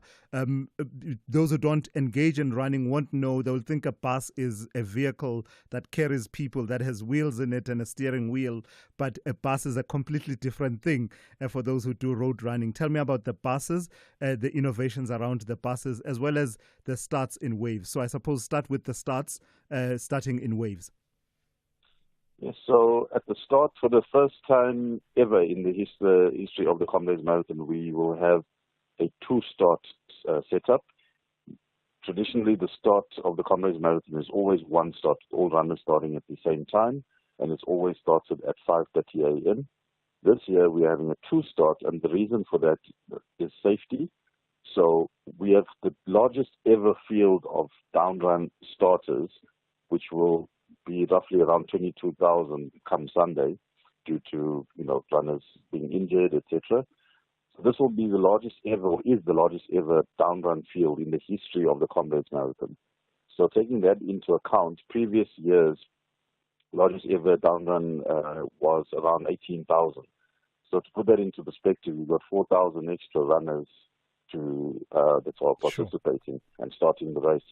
So we had to make a the best decision we possibly could in terms of runner safety, and that is how we determined that. So the first group will have approximately 14,000 runners in it, and the second group roughly around 8,000 runners. So with the two, and then the runners will start at two different times. Group 1 will start at 5:45 a.m. That's your elite runners moving backwards to batch J. And the second group will start at 6 a.m., starting with K batch, which is a special batch with Louis Massain, who is going for a record 50th Comrades finish this year, proceeding back to S batch as the final batch of the race. But the finish time will remain the same, will it? Correct. Everyone has 12 hours in which to finish, but Group 1 their 12 hours end at 5:45 p.m., and Group 2 will end at 1800 hours, 6 p.m. All right. And then lastly, the buses. Some people generally will need that extra boost. It is a taxing race, having done it 3 times.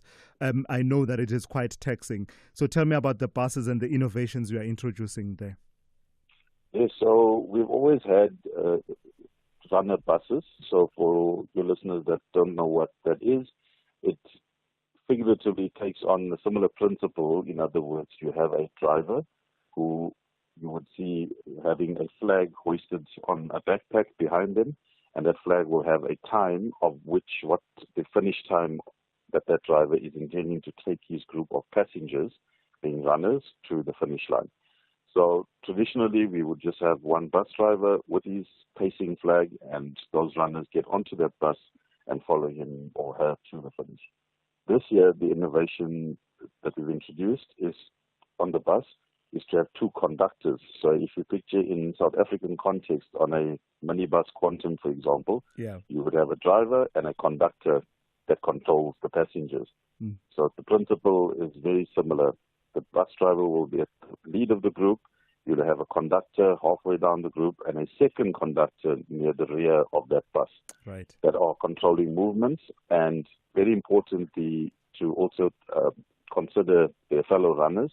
These conductors will assist to keep the bus onto one side of the road to allow other runners that are not part of the bus to pass them, and also for safety reasons when they approach large groups of spectators or refreshment stations, for example. Alain, I've got to leave it there. Thank you for your time this morning. That's Alain Delays, who is the General Manager at Comrades Marathon Association. All of the best with organizing that race and it taking place on Sunday.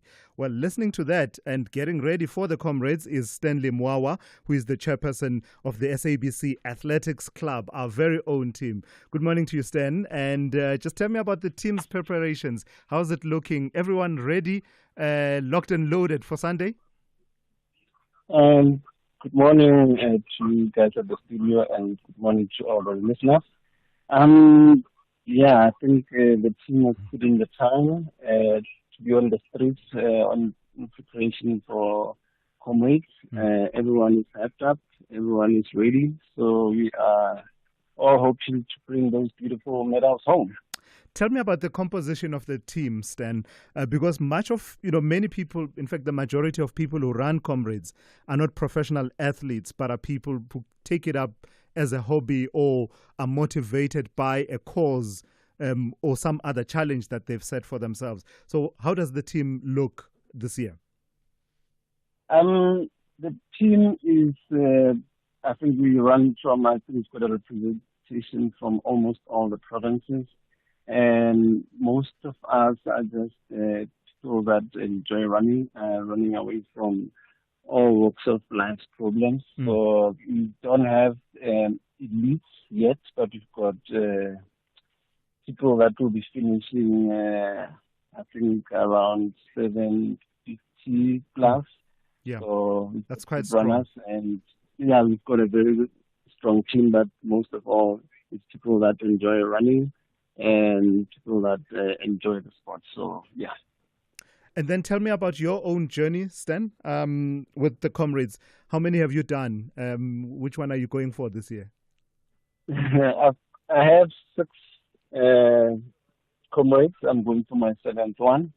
And I hope that I will get the 7th one in the bag. It's been a tough year this year.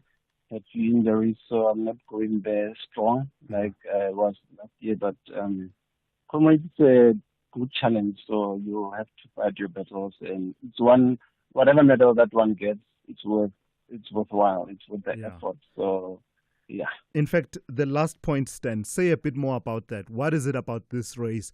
Someone who doesn't run, ultra marathons will be perplexed to say, why would you want to run 90 kilometers? I remember my friends used to say to me, you do know that we have cars, right? That can take you from Pietermaritzburg to Durban. So why do you do it?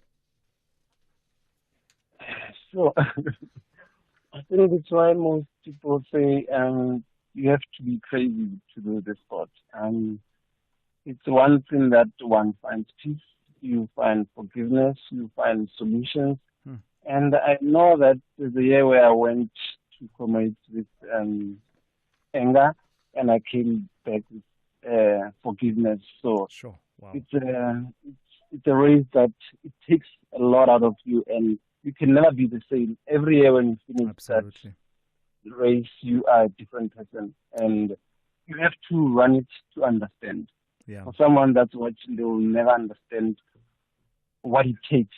Even if you don't finish on time, that's the effort. It's all about the effort, and you'll never know until you try it. 100%. The preparation that it takes for you to do that, it takes a lot of discipline and focus and dedication. So 100%. It's a beautiful challenge. Yeah, Stan, let me just tell you, I relate to what you are saying.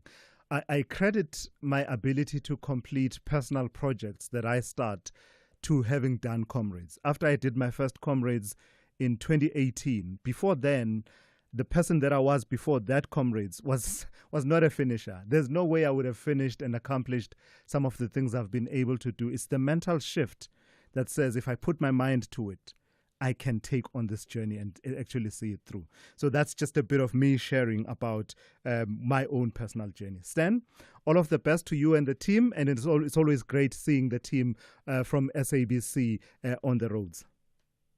No, thank you very much, and looking forward for you joining us next year. Let's see if I can get enough fitness to be back on the streets. That's Stanley Mwawa, the chairperson of the SABC Athletics Club. I do want to play one voice note quickly before we... No, I don't have time. I'll come back to the voice notes a bit later on.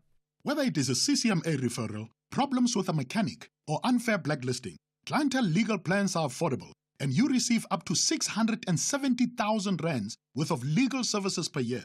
We cover civil, criminal, and labor-related matters. Our legal team will be your support 24 hours a day. SMS SAFM to 32195. That's SAFM to 32195. Clientele General is an authorized FSP and a licensed non-life insurer. T's and C's online. Standard rates apply. 13 Southern African nations and North African guests, Morocco, will battle it out for the ultimate glory in the Hollywood Bets COSAFA Cup 2025 in Mangaung, Bloemfontein. Catch the beautiful game on SABC Plus, SABC Sport on DTT Channel 4 and SABC 1 from 4 to 15 June. Stay tuned to SABC Sport.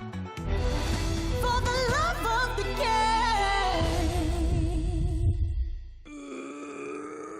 Honey, what are you doing? I'm stretching for tonight. I thought you're not dancing at bachelorette parties anymore. Baby, we need the money to put Johnny through matric mos. And what's the police uniform for? The clients feel safer when I wear it. No, man, just sell your bucky to We Buy Cars. They give the best prices and they pay you within minutes. Okay, but can I just go and dance one more time, please? You know how much I love it. No, the buyer's already on his way here. Wow, okay. Strapped for cash? Just sell your vehicle to We Buy Cars. The easiest way to sell your car by far.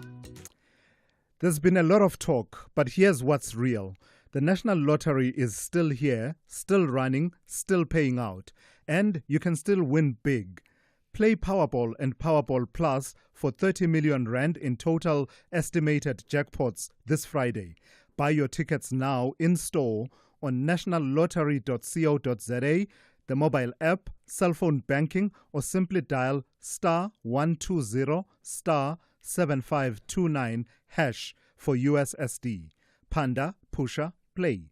Players must be 18 years or older. Play responsibly. Ituba is the proud operator of the National Lottery.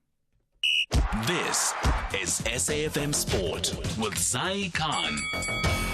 Zai, Bruce Fordyce has said, if you can walk on your 2 feet, you have at least one Comrades in you. So when are we seeing you lining up? Oh, man, look at you. You're getting emotional even before the gun goes off. No, never. I can run my mouth, but not... Listen, comrade, that's not going to happen. Yeah. All right, let's talk about someone who has done it more than once. It's South Africa's very own Gerda Steyn, once again making history at the Comrades Marathon, this time in the uprun from Durban to Pietermaritzburg. Now, she smashed the women's record with a sensational time of 5 hours, 49 minutes and 46 seconds, becoming the first woman to dip below the 5.5-hour mark in that uprun. Now, she's heading to, well, KZN and hoping to walk away with the prize money and bonuses. My approach to the race keeps changing. I'm learning. I'm still a student as well of the race, but I also understand that performance comes first. So for me, it is about getting out there and getting the most out of myself before I think about anything else. Before I think about how tough the race is or how strong my competition is, I think about how can I get the most out of Gerda? How can I be better than I was this time last year? Let's go to Olympic silver medalist now. Kotsa Mokoena, appointed chairperson of the High Performance Commission at the South African Sports Confederation and Olympic Committee, SASCOC. Mokoena says his years of experience have prepared him well. Then another hat that I'm wearing, I've also been selected as the chairperson of the High Performance Commission, taking over Dr. Debbie Alexandra, who has done an absolutely great work, and I'm looking forward to taking this role to another level, understanding that the good relationships that we have with the national federations through the Ethics Commission, you know, the work I've done there, I've gained so much experience now moving into high performance, which is something that I'm really passionate about. And finally, rugby. The Bulls host the Sharks in a blockbuster United Rugby Championship semi-final at Loftus tomorrow after knocking out Munster in a dramatic penalty shootout. The Sharks are hoping their fighting spirit and a Springbok-powered pack will carry them through. But the Bulls, riding a 7-match winning streak, are hungry to set the record straight. Here's their tight head prop, Vilkalo.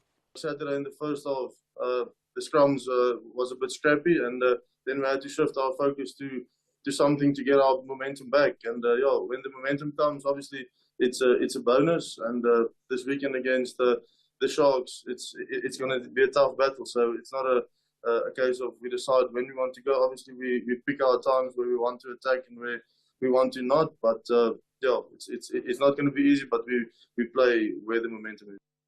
And there'll be momentum plenty at 12:30 with John Gericke, bringing you more sport on SFM. I'm Zaikan. Good morning, I'm Anne Musa. In the headlines, 4 people have been killed and 3 others wounded in a shooting incident at the Mfuleni taxi rank near Khayelitsha on the Cape Flats. Police spokesperson Novela Potelwa says the incident happened this morning. As kidnapping cases reach alarming levels in the country, police have launched a search for a 19-year-old grade 11 learner from the Marti du Plessis School in Figart Park in Bloemfontein. 2 men impersonating police allegedly kidnapped Kamogelo Baukudi yesterday. And police in Brazil have questioned former President Jair Bolsonaro as part of an inquiry into his son's campaign for the U.S. to impose sanctions on a Brazilian Supreme Court judge. I'll have details on these and other stories at 9. SAFM, guiding you through the rush hour traffic. Still very heavy on Joburg's N1 into this vehicle fire. Just saw a tweet coming into us at Traffic SA saying the vehicle is burnt to ashes, so it's still an obstruction. Happened just before Beyers Nordia. Traffic as we come to you live is all the way back to Albertina. Sisulu crash on the Mike 1 South after Greyston. Collision on the N3 North at Beclue. So delays getting up from Alex. And just a warning, if you're about to leave Kempton Park, Ekurhuleni or the airport and head to Pretoria, Victoria, it might want to reroute and stay off the R21. Roadworks at the Benoni exit. Roadworks in front of 10B. So double lane closures and two really big queues to work through. Durban, Bluff-bound coming along the M7 out of Pinetown. A truck crash at the M2. That traffic's really heavy. Back through Queensborough, back to North Dean and North Park. You'd be better off coming from Pinetown on the N3 and then scooting down the N2 and then connecting onto the M7 into the Bluff just to avoid the worst of that. Big volumes out of Gauteng down to Durban for this weekend's Comrades, and a lot of that traffic getting caught in a crash scene at Warden. So just as you approach Warden, coming down to the R103, quite a backlog of traffic to work through there. Tromsburg through to Springfontein on the M1 through the Free State Road closed due to a Hazchem truck fire incident. That's likely to be closed for some time. And Cape Town has a very definite Friday vibe about it. Hardly any traffic, with the exception of Marine Drive coming along the coast out of Milnerton to Pardon Island. Some roadworks as you come down to Milner Road causing delays. Rob Byrne, SAFM Traffic. The business update on SAFM. One more time, let's say good morning to Ndauleng Lechela, who is going to be training hard to run the Comrades next year. She whispered to me. Why am I being included in this conversation? Listen, once you've made a public undertaking, you have no choice but to fulfill it. Tell me about Barloworld. Tell me about Barloworld and the takeover, getting the green light from the Compcom. That's right, Thulas. So the Competition Commission has recommended that the Competition Tribunal approve the proposed 23 billion rand acquisition of Barloworld by a consortium led by the company's CEO, Dominic Sewela, and Gulf Falcon Holding, a Saudi Arabian investor group. Now, of course, this deal has faced a lot of pushback over the past few months, but it seems like they are getting the necessary approval. The deal, which would result in Barloworld's delisting, involves the acquisition of all the company's ordinary shares and would lead to the industrial major becoming majority black-owned. Barloworld would maintain its triple BEE structures, including the Thulasizwe vehicle and the Barloworld Empowerment Foundation. And now, to address public interest concerns, the parties have agreed to conditions including a phased increase in ownership by historically disadvantaged people and employees. The transaction, Barloworld says, will not result in job losses or changes in working conditions.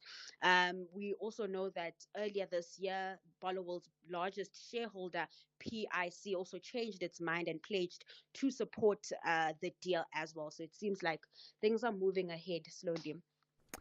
And then I see that AO Technologies is back in the spotlight, and it's not for a good reason. The JSE cracking the whip on the ICT firm, hitting it with a fine worth R500,000. This comes as AO failed to disclose the terms of a settlement agreement with the PIC and the Government Employees Pension Fund in 2023. Now, this agreement involved AO repurchasing its shares from the GEPF for about 600 million rands.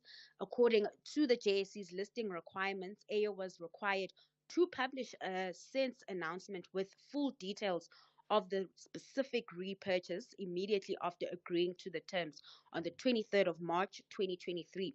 Instead, I only published a withdrawal of cautionary announcement without including those details, and it wasn't until the 18th of May in 2023 that the company finally disclosed all the required information.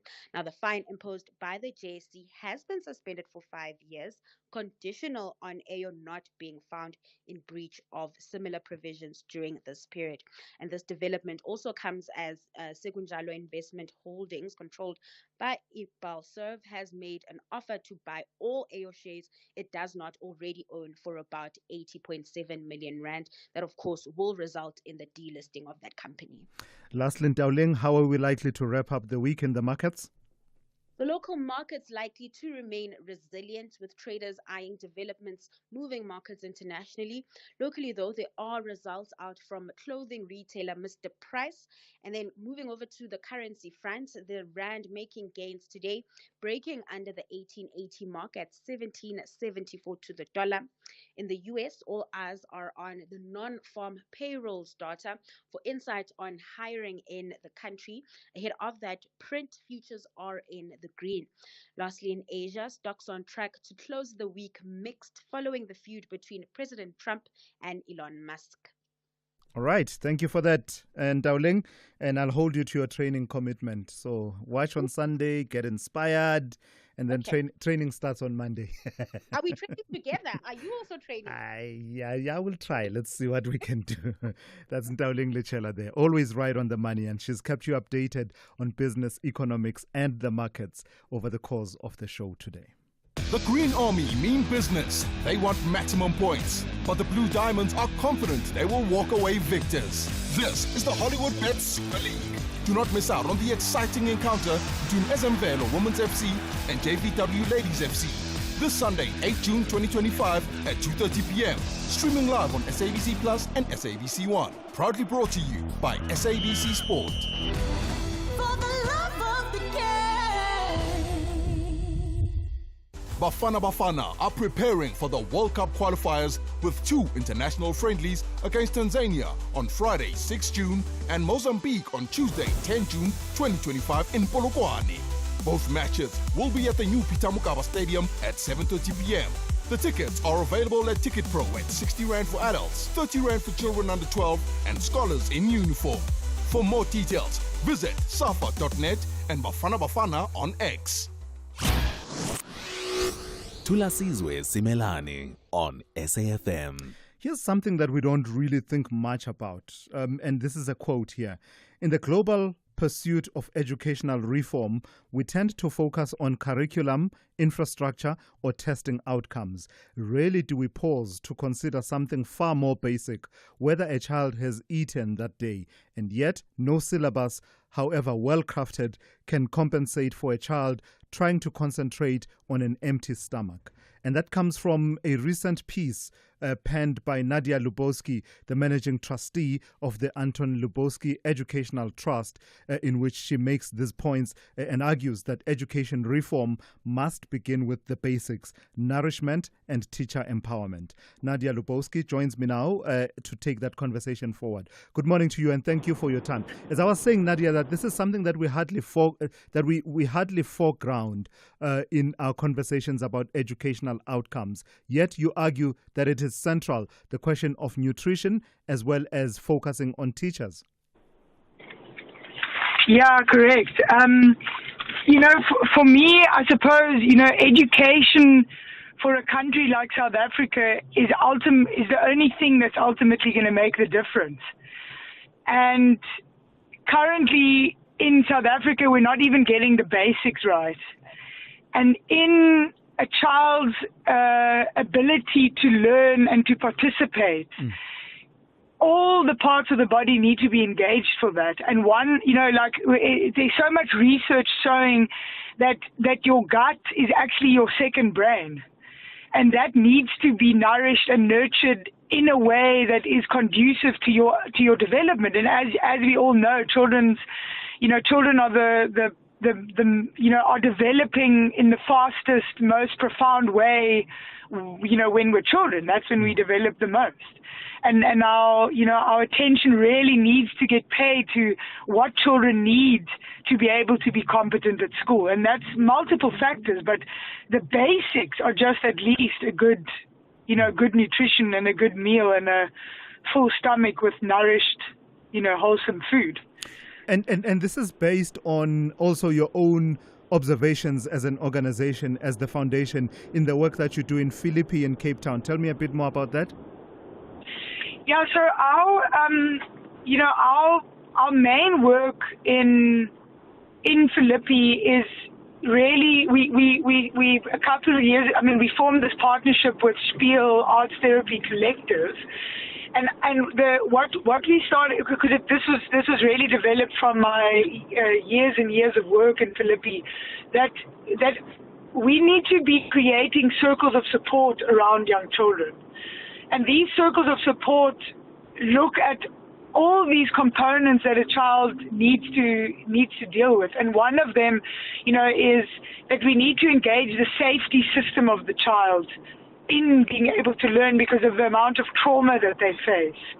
So, we do art therapy, we do parenting skills workshops, we do this nutrition program, we give the parents food parcels just to at least meet those basics. and ultimately the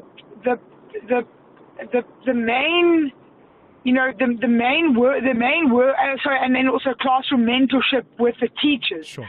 because the teachers need so much more attention, and it's again this very difficult situation in South Africa where there are so many teachers doing their absolute best, and we really need to be heralding and giving them so much more. They're under-resourced, they're underpaid, they're in environments that aren't really conducive to teaching. Yeah. The training isn't up to scratch, etc. And then the newest TPN stats that have come out about teachers, there's teachers that have criminal records. Why are we not doing the checks and balances in terms of a person's personal history? There's these horrific stories that have come out lately. So there's that component about our country that we really need to be facing, and what children are facing who are our most vulnerable. Our children are our most vulnerable people in society, and the attention really needs to be paid for them to have safe places. So. Yeah. The work that we've been doing with Spiel is to really look at creating these circles of support around young children. All right, Nadia, I've got to thank you for your time. That's Nadia Lubowski, who is the managing trustee at the Anton Lubowski Educational Trust, just getting us thinking about the school ecosystem and the components that need to be in place. And nutrition, not far off. Teacher support, not far off in that mix. SAFM, guiding you through the rush hour traffic.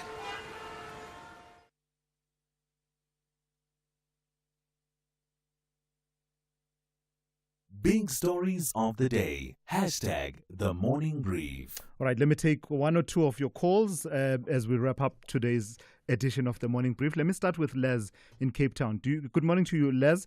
You want to talk about state security. What about state security? Les? The fundamental step yes. to protect the citizens of a country is security. And then security against any threat.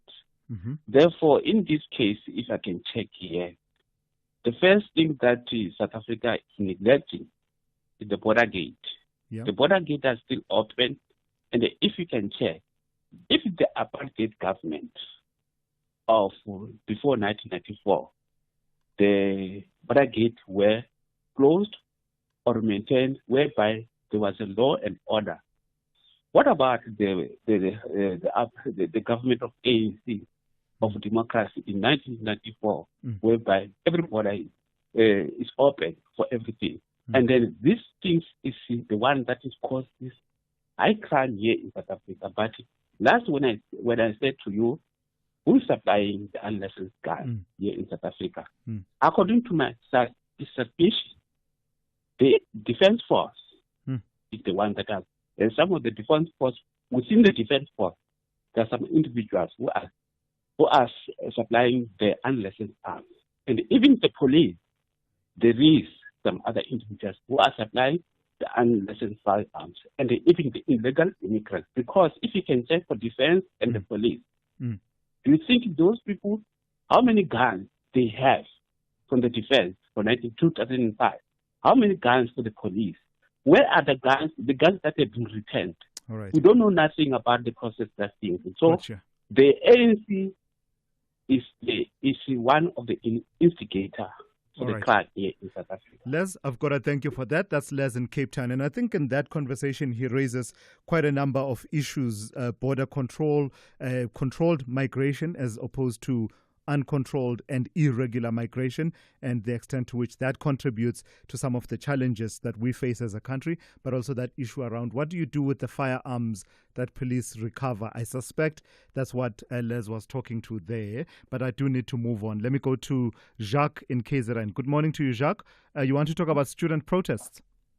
Good morning, Thulasizwe, to you and your team. Thanks for the excellent show again. I want to talk about basically the student protests. What I don't understand is the protest is against the gentleman that actually shot one of the students. But as far as I've been led to believe, according to your show and the news in general, that this is the second time that this individual has been confronted by students or that has been attacked by students. I think prior to that, his car was at light, or him and his family were in the vehicle. So I would really like to say that, you know what, if the students are saying that, it looks like they personally have something against him, and by the students themselves or people that are under that have the ability to have a secondary education and that are going to university, their behavior in terms of how they actually conduct themselves or what they actually show their actions to be is of a person that I think is not educated, because obviously they know that yes, you can have protests, but it should be peaceful or in a mindset of remembering what was actually happened or done to them. And the other thing, like I said, if our Minister of Higher Education, I think I can't remember her name, or I don't remember her name, where she was, yes, the way she was eating food in Parliament, if that is the person that's actually teaching our students, then rather we homeschool them. Sure. Seriously, because that's a shocking truth that if she's in charge of higher education and the children and students are behaving that Jacques, way. very quickly, is it the fact of her eating during the meeting, or is it the manner in which she engaged with the MPs and responded substantively to the issues and questions that they were raising that concerns you? And I'll tell you why I want to make that distinction. I've gone and I've watched that meeting. There was a dispensation that said, because we are going to be here for long, we can eat as we continue with work. So it was a working meeting. But I'm just wondering whether it's the eating part or the failure to actually time, when you attend these meetings, that you can time it. Let me eat when I'm not the one presenting, as opposed to when I'm presenting, I'm chewing. Well, Thulasizwe, let me tell you something. My mom and dad only finished standard 4 and standard 3 education. But my granny actually never went to school, and she's 95. She's going to be 95 in a couple of months' time. But she taught me one thing: you don't eat and talk. I mean, it's disrespectful to do that to your family. As a country and a nation watches you, I'm assure you that your behavior has nothing to do with anything else other than your upbringing and your culturally being civilized to other people. So I'm not disputing that. She couldn't eat. But I'm saying while you're having a discussion of talking, why not excuse yourself and excuse me? I've just taken a bite of food. Can I just do this and go forward? It was just a polite thing to do to yourselves, ourselves, and as a country. If you look at the YouTube shorts at the moment, you'll see how many YouTubers or influencers are actually laughing at us with Ramaphosa proving that there wasn't any genocide to the farmers. Thank you, Jacques. Thank you for that. That's Jacques in KZN, and I think the point that he's making is important. Anticipation is key in these working lunches. Just for your own image, right? You don't want to project yourself that way, because someone who doesn't understand the context that says it's a working lunch will read it very differently. Coupled then with how the Q&A session itself was going and how she was responding, it just made for really concerning viewing, that whole meeting. All right, I'm coming back with more of your calls. Raj, I see you in KZN, and Butana in Rosebank. I also have you in my sights in the next few minutes. SAFM, guiding you through the rush hour traffic. Top stories being the N1, the vehicle fire this morning going north into Bayers Nordia. Still there, still lane restrictions, traffic heavy back through 14th Avenue. Volumes are easing or lessening, so the queue is lessening, but it's still heavy. The Mike 1 North, a crash near Empire Road coming up through the Crown on the Mike 1 and the M2 West. Those highways very heavy. And two sets of roadworks between Pretoria and Olifantsfontein up at Tembisa. One set of roadworks towards the R23, the other up by Engine. There are two sizable queues to work through. If you're on your way to Durban, watch for some delays approaching Warden. Quite a big truck crash and big volume as well this morning on that N3, obviously with Comrades this weekend. So there have been some delays there. Durban, a truck crash on the M7 towards the bluff at the N2. That's a big backlog of traffic right through to sort of North Dean and North Park. You'd be better off going N3 from Pinetown, hitting the N2 south at Spaghetti Junction, and then off-ramping to the N7 that way. Cape Town, pretty easy Friday. There are some roadworks on the Marine Drive option coming through Milnerton into Pardon Island near Milner Road, so that is quite slow. And don't forget, I told you earlier about the truck crash between Trompsburg and Springfontein. That section of the N1 through the Free State remains closed. It's a Hazchem truck that is burning this morning, so that closure will probably be in place for some time. There is a local alternative to get you around the side of that one. With your traffic updates, I'm Rob Byrne. Every murder has a moment when it could have been stopped. Countdown to Murder takes you inside the chilling timeline from ordinary days to unthinkable crimes. Real stories, real people, and the final hours before everything fell apart. Countdown to Murder. Every second tells a story. Thursdays at 9 p.m. only on S3. Open up. The Green Army mean business. They want maximum points. But the Blue Diamonds are confident they will walk away victors. This is the Hollywood Bet Super League. Do not miss out on the exciting encounter between SM Velo Women's FC and JVW Ladies FC. This Sunday, 8 June 2025 at 2:30 p.m. Streaming live on SABC Plus and SABC One. Proudly brought to you by SABC Sport. For the love of the game. Call Thulasizwe now. 086 000 2032. Good morning, Thulas. It's Tamim Mhlongo, KZN Pietermaritzburg. I'd like to wish the best running day for Andile Mchunu, Kulewe Dlamini, Mphumeleli Mhlongo, Victor Jaka, Mbali, Bengu, Peterson. Those are my former colleagues and friends who will be running Comrades Marathon this Sunday. Thank you. Morning, Thulas. Best of wishes to my friend Ufot Joko going to the Comrades Marathon. Sembese. Myself, I'll be there. Zamile Sokoi, we're doing it. Good luck to us. Thanks. Good morning, Thulas. Tepa here from Cape Town. I want to send a special shout out to Bongani Zungu and all the comrade runners. Wishing you all the best, and we'll be cheering you on from Cape Town. Yeah, thank you for that. You guys are killing me with FOMO, right? You really are destroying me, all of you who are going to be running it. And I always say to people, there is nothing as energetic, as beautiful, and as spiritual as the start at the Comrades. That moment where you ask yourself, what are you doing here? Are you really going to do this thing? Are you really going to run 90 kilometers and all the rituals and the chariots of fire and the cockerel, etc.? Oh, it's absolutely stunning. Let me go to Raj in KZN. Good morning to you, Raj. You want to talk about taxi violence? Yes, good morning, and thank you, Chelsea. Yes, I'm shocked and saddened again that another 4 people have been killed in taxi-related violence. This kind of thing didn't happen during apartheid, but when now black people are liberated, they kill each other. Even before the ink is dried. What is wrong with black people, Thulasizwe? Sure. Thank you. That is a tough question, Raj. Thank you for that. It confronts, it asks of us to confront the situation as it is, the perpetuation of this violence. I hope someone else will have a better response and better input to what Raj is asking there about phenomena such as taxi-related violence and our adequacy or otherwise of the response thereto. Putana in Rosebank, good morning. Good morning, my brother. Jack is spot on. The ANC people have been acting with impunity. It's troubling.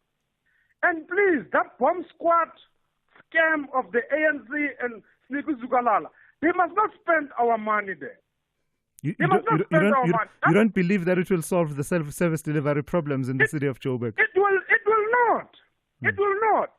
Please, Zugalala, do us a favor. Don't spend our money there. What are they going to do? Fix potholes? What are they going to do? Fire the incompetent comrades? What are they going to do? Dealing with the non-compliance with the regulations of investment of the funds? Yeah. What are they going to do? The signs of improvement in audit is not there. Right. The investment on the infrastructure is a trouble. What are they going to do? All right. Why they got the CFO there? Why they got municipal manager there? Why they got audit committee there? Are we not paying enough? It's not enough to defraud us with those people that are not doing anything there? Sure. Please, man. All right, Putana, thank you for that. When is this going to stop? Gotcha. Thank you, Putana. There's a challenge for you, City of Joburg, and leadership of the so-called bomb squad in the City of Joburg. I guess the sentiment from Putana it captures the feeling of some of the residents of Joburg, quite a number of residents of Joburg. There you have a challenge. Prove us wrong. Prove Putana and other skeptics wrong and actually deliver. Wouldn't that be nice for a change? Smiselo, good morning. In the Eastern Cape, you want to talk about higher education? Yes, thank you very much, Thulas. Thulas, having watched the Portfolio Committee on Higher Education, it was rather disappointing the behavior displayed by the minister, let alone the eating part, but how she was conversating with all the other committee members. Yeah.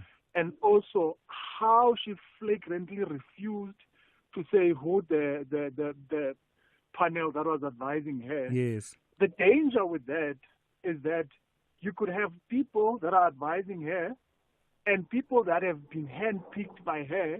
And if they are handpicked by her, it simply means that they will do as she wishes. Yeah. With whose money? It cannot be left like that and unquestioned. It's just wrong. Yeah. Thank you so much. No, Just thank wanted to highlight that. Thank you for that, Smiselo. I do get a sense that for people, it was beyond just the issue of you are chewing, because initially you are shocked she's chewing, and then when the explanation comes and you see other people also grabbing something to eat during the same meeting, you sort of say, okay, not ideal, but but then it's the content and the tone with which she was engaging that has really not done her any favors. And people, it's just been a serious backlash, people just responding to how that played itself out. And now she has to explain herself to the president. And I saw a statement that actually came through from the minister acknowledging that things could have been done differently during that meeting. But that's where we have to leave it for today. That's how we come to the end of today's edition of the Morning Brief. Stand by, KG Mweketsi, picking it up after the news at 9 with the talking point here on SAFM.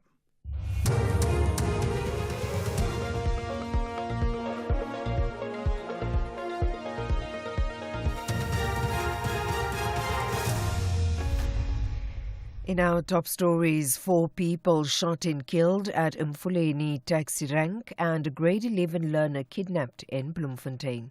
Good morning. 4 people have been killed and 3 others wounded in a shooting incident at the Mfuleni taxi rank near Khayelitsha on the Cape Flats. Police spokesperson Novela Putelwa says the incident happened this morning. She says details are still sketchy, but authorities are on their way to the crime scene. As kidnapping cases reach alarming levels in the country, police have launched a search for a 19-year-old grade 11 learner from the Marti du Plessis School in Figat Park in Bloemfontein. 2 men impersonating police